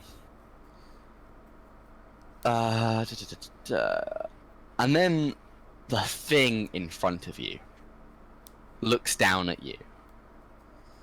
And it lifts its four limbs just high in the sky. It's like, ha, ha, ha, ha. You can tell that it's in pain. As described earlier, a lot of it's burnt from the fall, from whatever was happening before the portal. It's wounded, and yet it's relentless, and it is not going to stop. And it looks at you. What do you think you can really do against one like me? Let's have a chat. I'm sure we can resolve this non-violently. I give you 6 seconds to change my mind. And then I eat every last person. Why are you even... Why do you even want to eat everyone here? Is there a reason? Looks you dead in the eyes. You see these red, just eyes filled with red. And it looks at you, and it smiles. I hunger. There's a big thing up there, up in the sky. Look. Turn combat. Don't forget, I'm giving you a very generous 6 seconds of talking. Yeah. That, it leaps forward towards the nearest. No. It's a dwarven merchant. I'm gonna roll to attack. Please miss. With two of its right It hand. rolled a nat, didn't it? It rolled a nat 1. Oh, nat 1. Right hand. It goes to grab at this dwarf. You can see it's probably the pain or the agony or the desperate hunger this thing has, but it slams two of its hands into the ground, and the dwarf slips by and screams in terror. Your yellow friend, Fire Ganassi, named Hope. How funny. Hope has the ability, you recognise, has the ability to help heal you. She has a strong connection to the god she believes in, to the Ganas fire god. She is a Fire Ganassi. You can command her on your turn. That's the point. With words. Okay. By the way, she has a very small crossbow in her hands. I think we save combat for last and just hope that we can talk to this thing. I mean, what are we going to do to it in combat? Yes, it's wounded, but, like, can we kill it? I don't... Yes. Caleb doesn't know if he can kill this thing. That's fair. Or if This he thing should is try. huge. I mean, it's But do you wounded, want- but it's big. Do you want to direct Hope to do anything?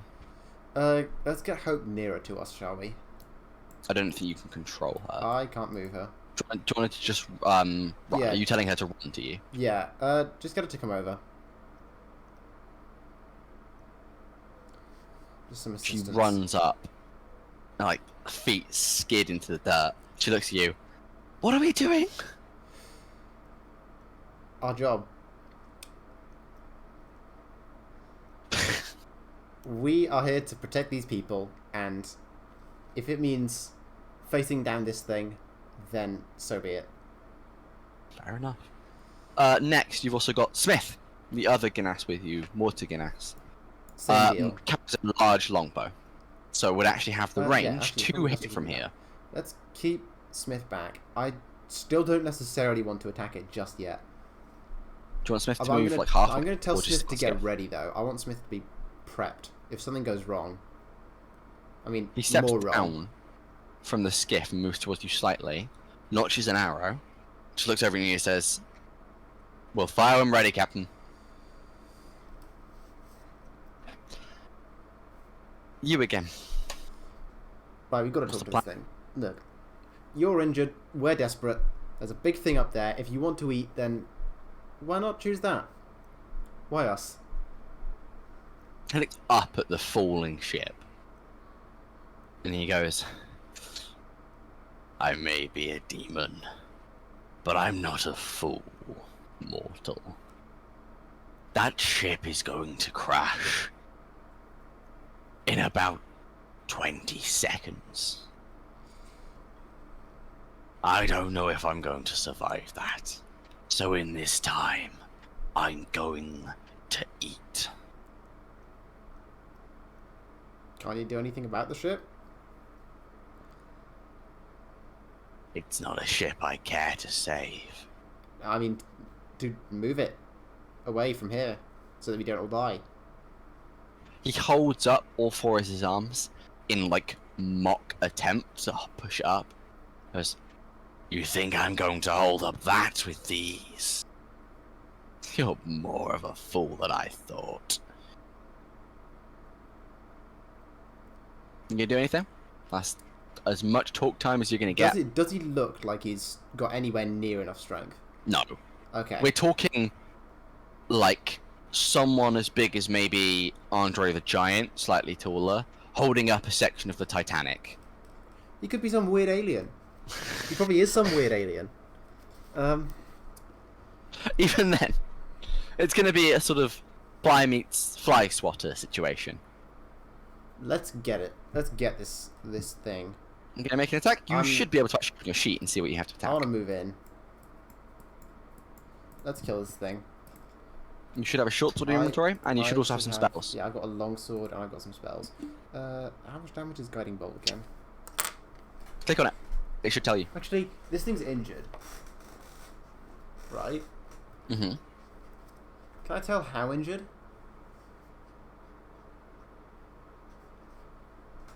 It's hard to tell because you don't quite know its anatomy, but it's burnt.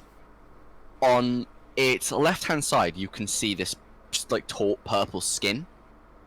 On the right, you can see roasted skin, to the point where bits of it is falling off and tearing apart. Like actually, some of it's blackened with soot from it's burnt apart. So it's not at its full strength in any capacity, and you probably could eliminate it.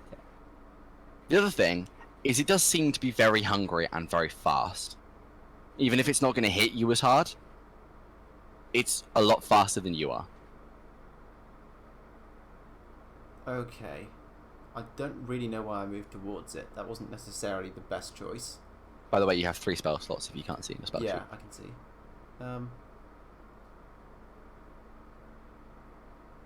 I shouldn't have moved towards it. That really limits my options. You have a short sword. Plus Yeah. 1 short sword. Longsword. Long sword, sorry. The problem with it is that it is like my least damaging option, and also my only melee option. So that's fun. Don't forget, if you give the signal, Smith will also attack on your turn. Yeah. I will make a longsword attack, and I'd like Smith to also attack. Longsword attack. Normal. 19? Yeah, that hits. Okay, good. So let's say please That actually hits. I'm not holding a shield of any sort. I'll attack versatile, if that's alright. Go for it. For D10. 7. And from Smith, that's a hit. Wow, okay. That's 8, so you've just done 15 damage in a turn to it. So, I have to use my brain for addition, and I'm not very good at using my brain. There we go. This thing shrieks. You slice down, you catch a bit of the burnt flesh, and actually slice a chunk of it off, and it lands and thuds into the ground. And as you do that, it gets, the arrow from Smith slams into its left shoulder, and it just howls in pain and in anger. So how dare you? Is that all you want to do? You have a bonus action. I have a bonus action. What can I even And do? you can always try and yell to the villagers to try and get them to do something. Yeah, I want them to just escape. Get on the skiffs and just go. Fair enough. Is that your turn? Yeah. Alright. Why are they all just Only standing one's gonna roll. around? Because they have initiative. One's gonna run.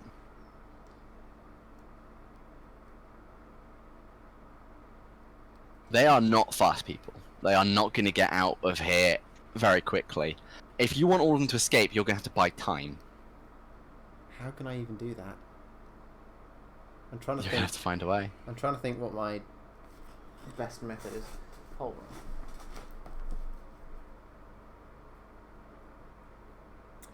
Okay, that's not going to work.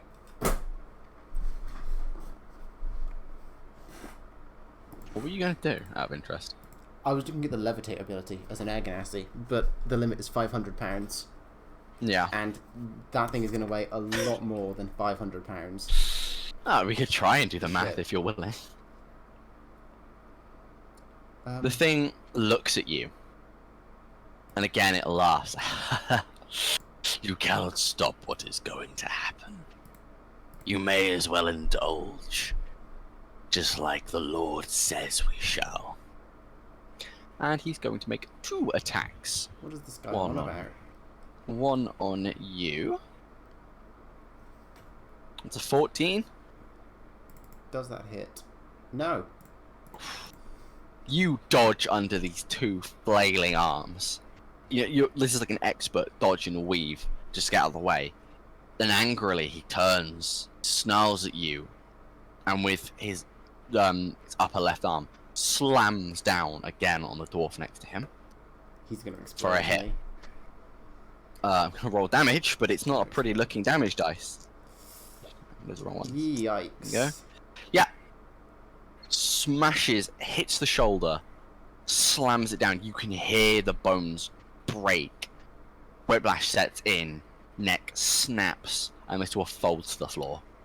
Bleeding profusely, you can tell he's dead. Straight away. Well, Bip. Oh my god. Okay. That looks like a Grim Reaper.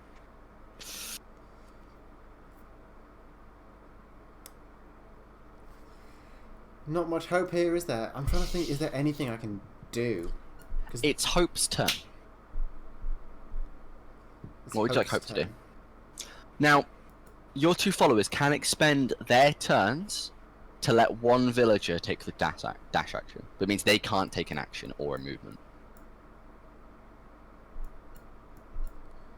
Ooh. But it means a villager can move 60 feet towards the skiffs. Go on then.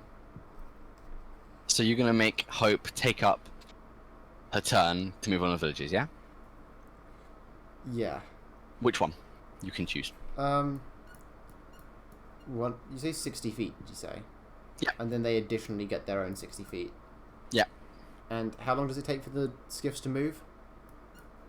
How long does it take for the skiffs to move? Yeah, to get going once they're on them. It literally will be instant takeoff as soon as you give the signal. Okay. I want this one. You can at give the signal back. any time, it's a Can free I- action. Can I indicate somehow? If you just circle it with your own cursor. I can see your Can do cursor. that, can't I? Does that show up? Does that flag it for I you? can't see your cursor all of a sudden. And if I click on you... It's really oh, no, small. I can't. I'll try to flag it up. It's the one next to the 10 on the left. Next. What? That one? Oh yeah, I can see your cursor now. Wow, it's tiny cursor. This one, yeah? Yeah. Move 60 feet. So... Because the ones at the back are never going to make it, and the ones at the front don't need it. So That avoids opportunity to attack. It just draws it a straight line. yeah. There we go. Smith's turn. The one with the bow. This is a longbow, so this will be a lot of damage if it hits. Yeah. I think he's going to go for it. I think the people at the back are not going to get much done. I think they're donezo. So you want Smith to take an attack? Yeah.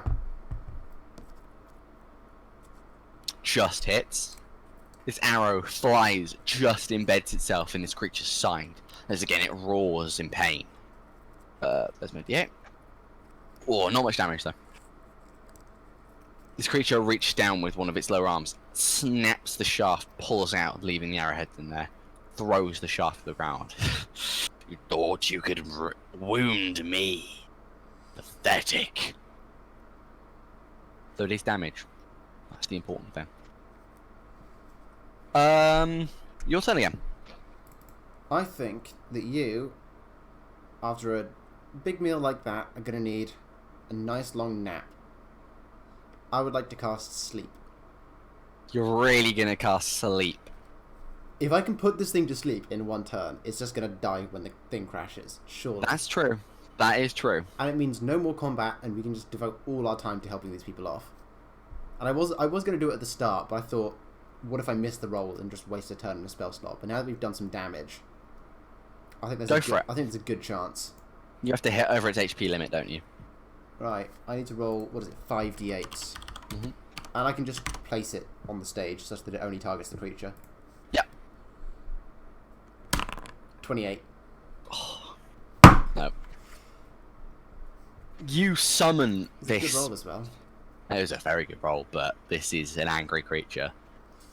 There's a reason I've given you sidekicks for this, by the way.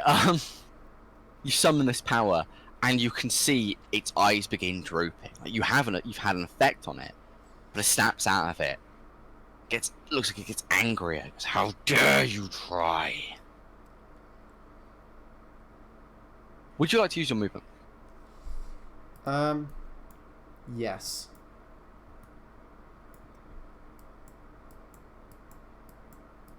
It will have an opportunity attack there. So be it. See if it hits AC 15, right? Yep. Misses. Let's go. Actually misses. That was a low roll for it.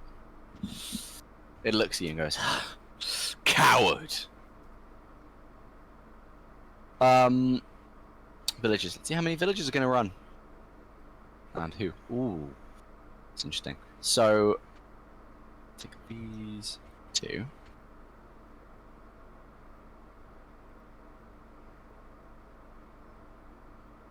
Basically trying to move them all now. That one. That one. Right.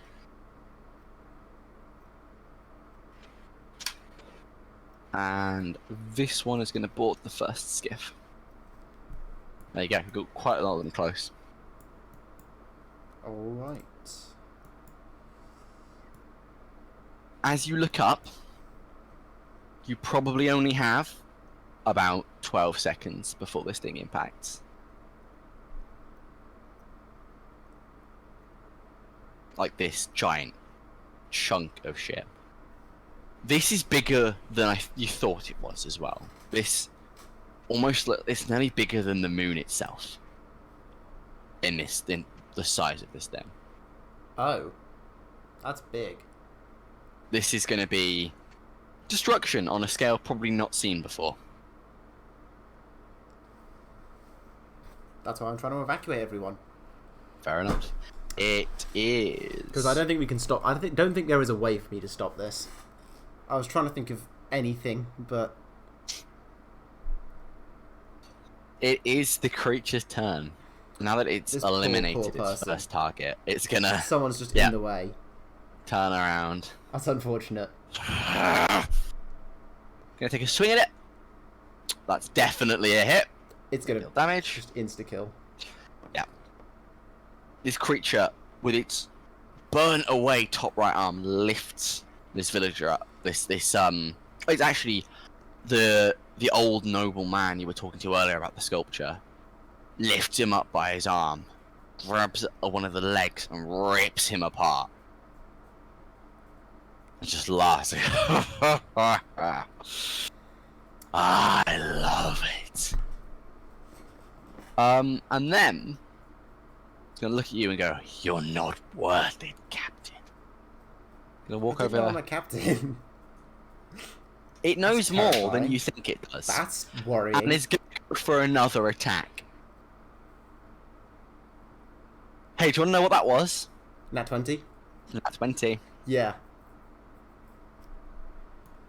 And both damage dice. Full. Ow. The next one, it just sideswipes with one of its arms. And this person folds around its arm. As if in some sort of car crash, just slams. The person goes flying about 10 feet, broken. Just completely broken, barely recognizable as a once living creature. And Lixie goes, save them all now. Hope's turn. Does Hope have damage? Can Hope? Yeah, Hope has a small crossbow. Right, let's just take this thing down. That's all Yeah, we can hope to do. She looks at you. There's tears forming in her eyes. Are you sure, Captain? Get it. Look, all we can hope to do is save the civilians. She takes aim, fires with this tiny little crossbow. Not one. Now one. You see her hands shaking. You see, as she releases the bolt, her arm dips and it flies. Misses it by about 5 feet as the bolt embeds into the floor. Please, villagers, take the dash action, please. Looks at her and goes, it is Smith's turn. Smith, Green one. go, shoot him, shoot it. Can I get to roll a charisma check? A charisma check. As you see Smith Is Smith gonna bolt? gets Please. ready to almost gets ready to run. Oh. Nat 19 goes up to 20.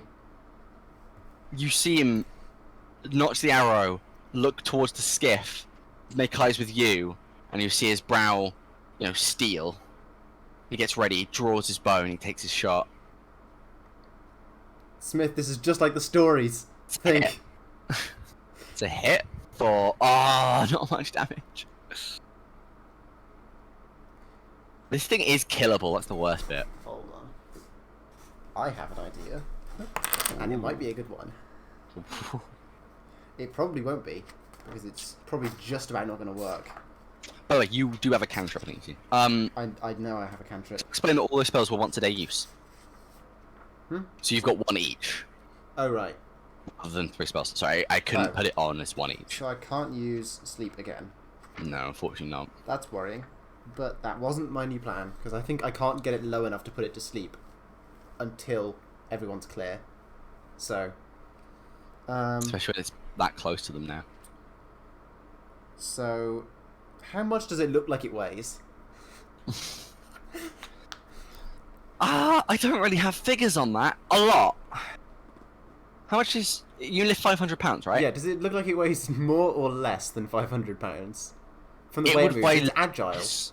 It would weigh less, but only just less. It's levitation on self. No, it's on any creature or object of my choice. No, the Ganassi one is on self. Oh, the Ganassi one's on self. If you want to do this... If I can grab it.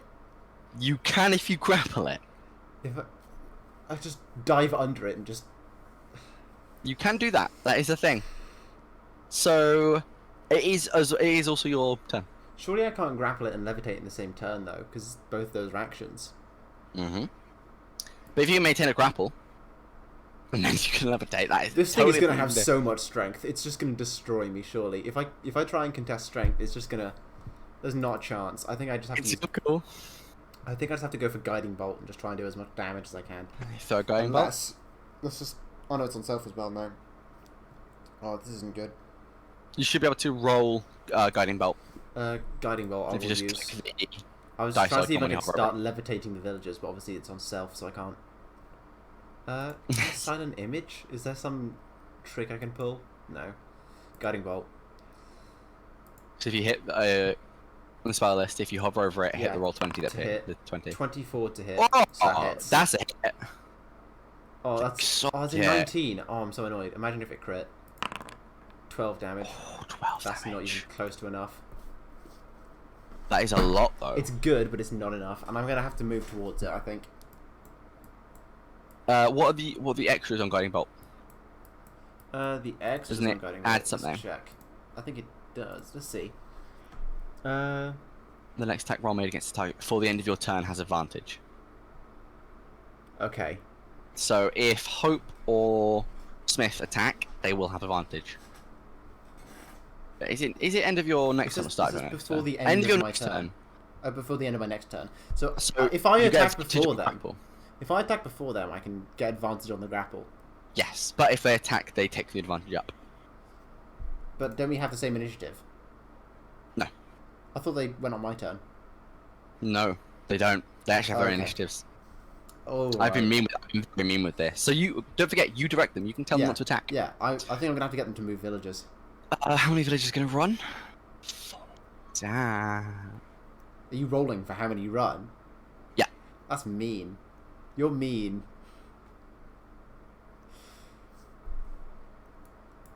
These poor people. 2 of them just got exploded. There you go. 2 more on the skiffs.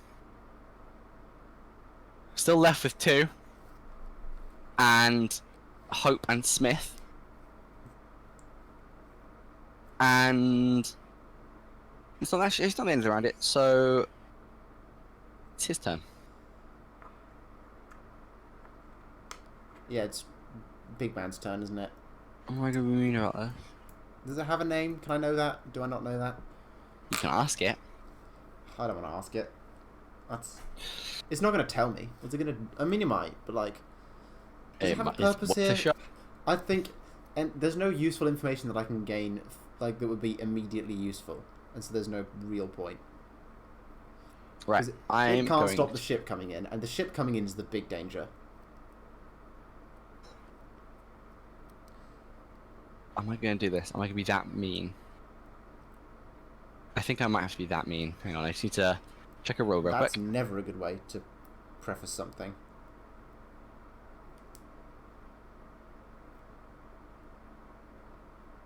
Pick dexterity or strength saving throw. Pick dex or strength. Yeah, whichever's highest. On the assumption that it'll be me. It's a saving throw. It is against you. I'm picking strength. Should I roll it? Yep. You got so lucky there. I'm incredible. It rolled a nat 1. And I rolled a nat 20. Yeah. You see it try and shove towards you, try and push you to the ground. And you just raise your blade. You didn't catch it with the sharp edge, but you push against its arms. You throw it off slightly. You don't get pushed. It looks at you angrily. That's what adrenaline will do. It's gonna try again. Do I need another saving? Yeah, it's gonna try and push through you. Please. Just again. It brings you on the other side, tries to shove you to the ground, and you push back against it. You are not nice, guys. It's Hope's turn. She looks at you. It's like, Captain, we have a few seconds. Get them on board and go. Just. You're gonna make her let the villager go, or you're gonna let her? She doesn't get movement, does she? No. Okay. How long does it look like until the thing crashes? You've got about 6 seconds from the end of Smith's turn. So the beginning of your 2 rounds, including this one. No. Well, including this one, yeah. Including this one. You've basically got 1 more round. So if she makes the villager use the dash action, and then she uses the dash action, they'll both make it. And Feasibly. the thing will take off and they'll go. Feasibly. Assuming that nothing stops them. Mm-hmm.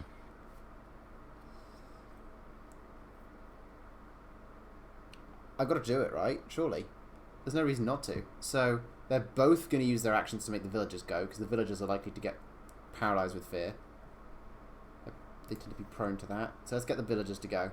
You get them all on board, okay? Yeah. There you go. Do you want to tell that skiff to leave? Because that skiff isn't full. It is full. So you can fit 1 more person on there. 1 more. 1 more. 1 more. 1 more. Oh no, that's not good.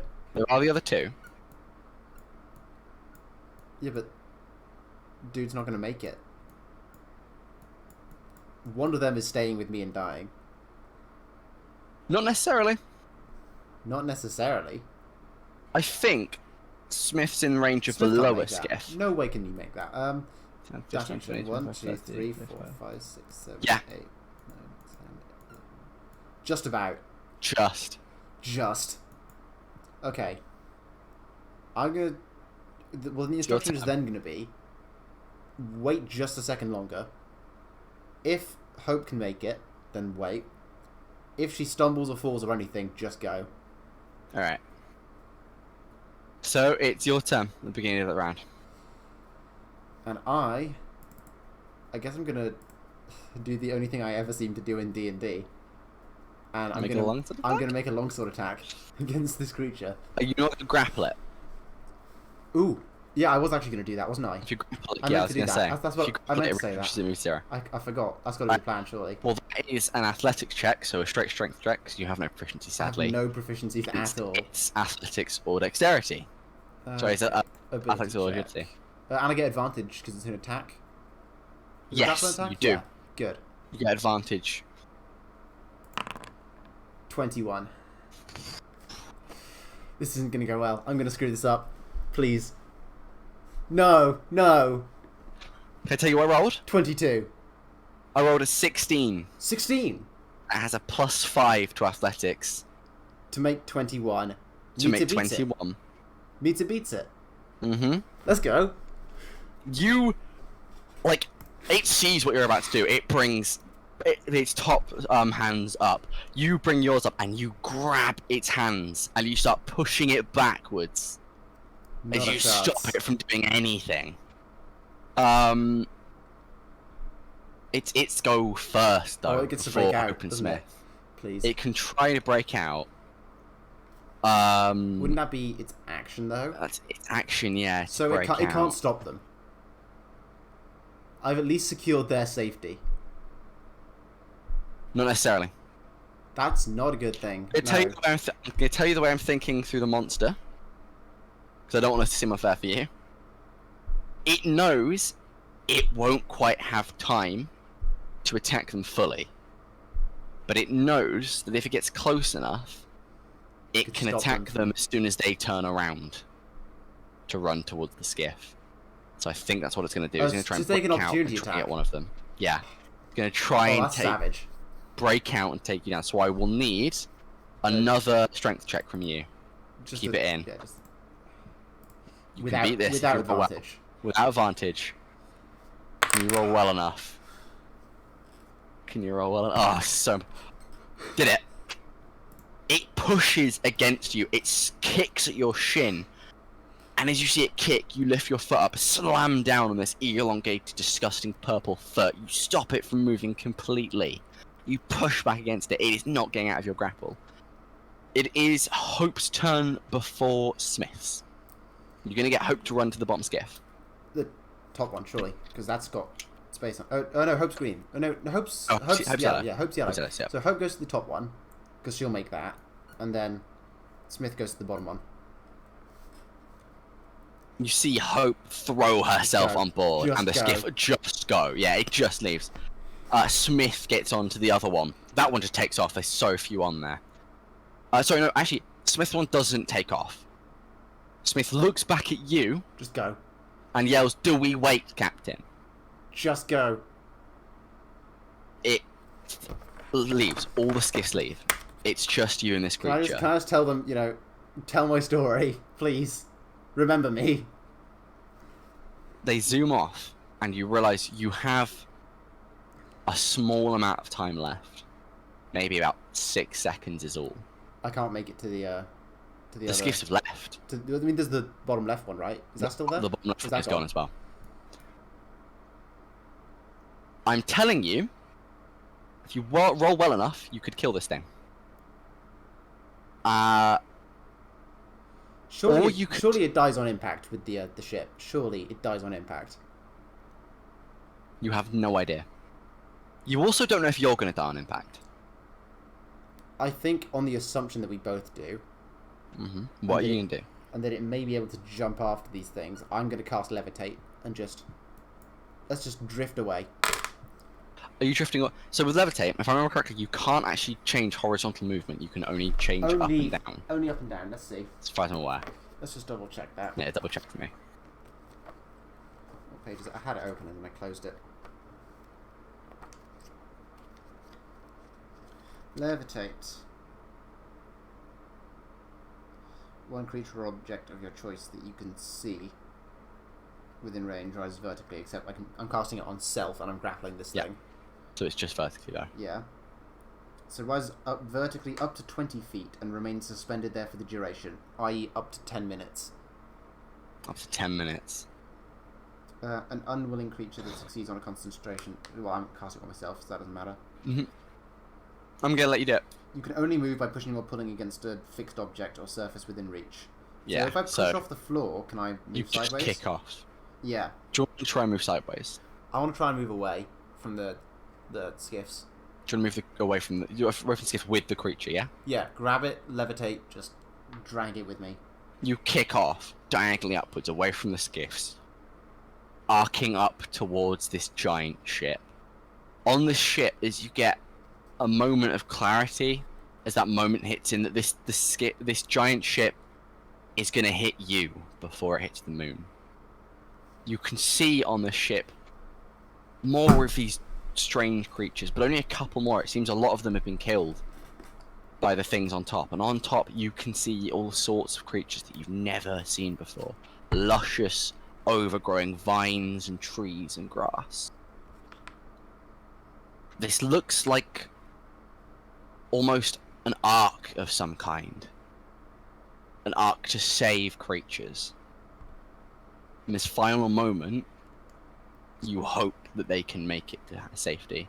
As you look out towards the skiffs, and you pray that your men have made it off safely. And then this giant piece of ship slams through you, eviscerates you in seconds, and the creature slams into the moon. And the moon... its bits splinter off everywhere and begin heading towards the planet. A massive explosion of island-size and country-size rocks zoom some of them towards the planet and some of them out into the middle of nothingness. You have written history as the man who saved the matron from an extinction event. End of the session. I was kind of hoping that Caleb would not die so that he could be a recurring character when we come back, but you know... Fortunately, Caleb has died. Yeah, unfortunately he got destroyed. Fortunately, his sword did fall from your grasp as you grappled this creature and left. Go find the sword. It's a shame I'm playing a sorcerer. Who knows? If I remember correctly, Caleb was pretty adept at magic. Indeed. Anyway, that's the end of the session. Hope everyone enjoyed that. That was thrown together in less than 24 hours. So there was a lot of umming and ahhing from me, and a lot of people I had to make up on the spot. I'm kind of sad about that. That he died. Yeah, he could have lived Melancholy tone, and told isn't it? his own story. You know, it was the question. I mean, I could have sacrificed a couple more of the villagers, and then he would have lived. But then that's not the point. Just something quite interesting. I'm actually going to propose for your character, potentially. Yeah. Your character was going to be an Ooze Ganassi, right? Yeah, I was thinking about the fact that it's a Ganassi, and that they're both Ganassi. Depending on what his wife was, which was totally up, I'm going to leave totally up to you. I was genuinely thinking that. If there's been, obviously air doesn't make anything, but the four major denominations split evenly and more common. So if it was a water, there would be a water, or an earth, there would most likely be an earth. And as the quasi-elementals, so like ooze and dust, are rarer, you could happen a couple generations down, as long as there was a water or an earth up there somewhere. You can be directly related. I was thinking that. I'd only need to be 2 generations away, wouldn't I? Surely. Yeah. Only 2 generations. If the kids are Earth, and then... Is it Earth? Earth or water, because earth and water create ooze. Yeah, I was thinking that. Or mud Ganassi. As they're more commonly and very harshly called. But yeah, you've just written history. 25 years. I wonder if I've planted an exciting enough seed for you to be excited for the new campaign. Yeah, well, now there's just even more that's now been added to my character, because I had so much character motivation and backstory before, but now I've just got this additional piece of information. And it ties in so well when you put me on the spot to come up with a motive for Caleb Puff. Mm-hmm. And every single bit of what I said is going to tie in. You have a heroic grandfather who Yeah. you need to live up to. The whole thing is passing down stories of heroes, and then he dies to stop a mass extinction event. There you go. Beto and Ness are sad that they missed that. They could have had cool plots. Nah, they don't have a cool plot. Well, I mean, if that's just the taster session, That's just the taste session. then, I'm sure there's good stuff in store. It's quite a lot. There's so much I've written for character development stuff. I'm mucho excited. Let's just hope that other people's characters don't meet the same fate. Getting just destroyed. The sad thing is, you have been eviscerated. There was the option to be selfish. You could have just... Yeah, I considered it. I considered being selfish, but I guess the whole point is that's not what this character is. It was your character to mould. That was the point. But congratulations. His whole thing was growing up on hero stories and telling them to his kids. It's just ingrained. I do love that idea. It's just, in this scenario, this is what the hero does. Right, I need to go around and write the Sword of Caleb now. Get some really cool magic items in it, or something else. Maybe he became demon. No. I'm just wondering what happened to that dagger that got stolen. I might be very smart and have already had that somewhere else. No, you didn't.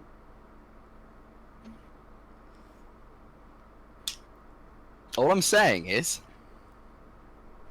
be ready, because there's a lot of difference in that 25 years when I explain some of the things that happened after that event. Well, I would imagine that would change quite a lot of society. I'd like to think that my Ganassi saving a whole bunch of people potentially changed attitudes, but I think that's unlikely. I mean, it might change some attitudes. I can tell you now, if you want to find out what happened after that event, I can tell you some of what you would know. Sure. From your point of view. Do you remember ages ago I talked about Layman's Belt being this massive series of like bridged cities orbiting the planet? That's what the moon became as it shattered. Oh. Bits fell to the ground and a lot of bits stayed in so orbit. There was no way I was supposed to stop that. No. I was thinking so hard about things I could do. You could, to be fair, like if you'd have been smart enough, you might have been able to. It occurred to me that I could take a skiff and ram it into the side of the ship, but it wouldn't have enough mass. The crystals on a skiff are very volatile. That's very volatile. I was thinking I could try and launch the ship away, but like, then also if that went wrong, then we'd be able to evacuate fewer civilians. Yeah. And also there were civilians boarding the one that I was on, so I would have also just killed everyone on board. Glory to the few. Yeah, that became Layman's Belt. Layman's Belt, after the story of Caleb, actually. Why is it named after someone else? Layman, as in free man's belt. It's for the free men. It's where most Ganassi moved to, where they weren't under the control of the elves. It's technically a separate nation now, where Ganassi grow up and are, they're free, they're taught. The other hard part is the part of ship was from an ark, from a place that the surviving passengers, there weren't many, called the Feywild, or just the Fey. Of the 700,000 passengers who boarded, 2,000 survived. That's still quite a few. Crash. Still quite a few. What's the previous population of the planet? Of the planet of the Feywild? No, of the elves and spires and stuff. Little spires. I haven't calculated that, but probably like a billion. Like not actually that many in comparison to the 10 billion or so from the Feywild. I'm just trying to think relative sizes of populations. Is it like a huge migration, or is it like, It was an arc. So because the entire planet was under threat. Yeah. A lot of people died. Presumably that big six-fingered hand had something to do with it. Mm-hmm. Demons. Demons were assaulting the Feywild. No one knew why. They tried to get away, and a being called the Lord tried to pull them back and failed, and the portal closed. The Ark had the ability to travel through what's called the Ethereal Curtain. It's a way of traveling through astral space. The technology that came along with the Ark kick-started an industrial revolution within the 25 years, taking the world from Renaissance to kind of Victorian clock steampunk with a lot more magic, the Magitech element. And you guys are starting about a year after the first ship engine has been invented for astral travel. So they've kind of reverse engineered this arc, and they're ready to go. Well, the bits of the arc that were left over from So Boom. the people on this planet didn't previously know about the existence of extraterrestrial life, did they? Nope. So this came as Never a enough huge cultural shock, I'd imagine. Imagine Plus- the philosophical and religious questions of things from deep space arriving as, like, asylum seekers and Plus- refugees. Yeah, the fact that there's an entirely new populace to house. Yeah, I was thinking about that as well. That's why I asked about the size, but... That's why Layman's Belt is one of the most interesting places you'll ever find, where stuff doesn't really grow except for where some of the furbolgs have managed to make things grow in places that don't make sense. If there's already racism against the Ganassi, you can imagine what they're going to do to the people from space.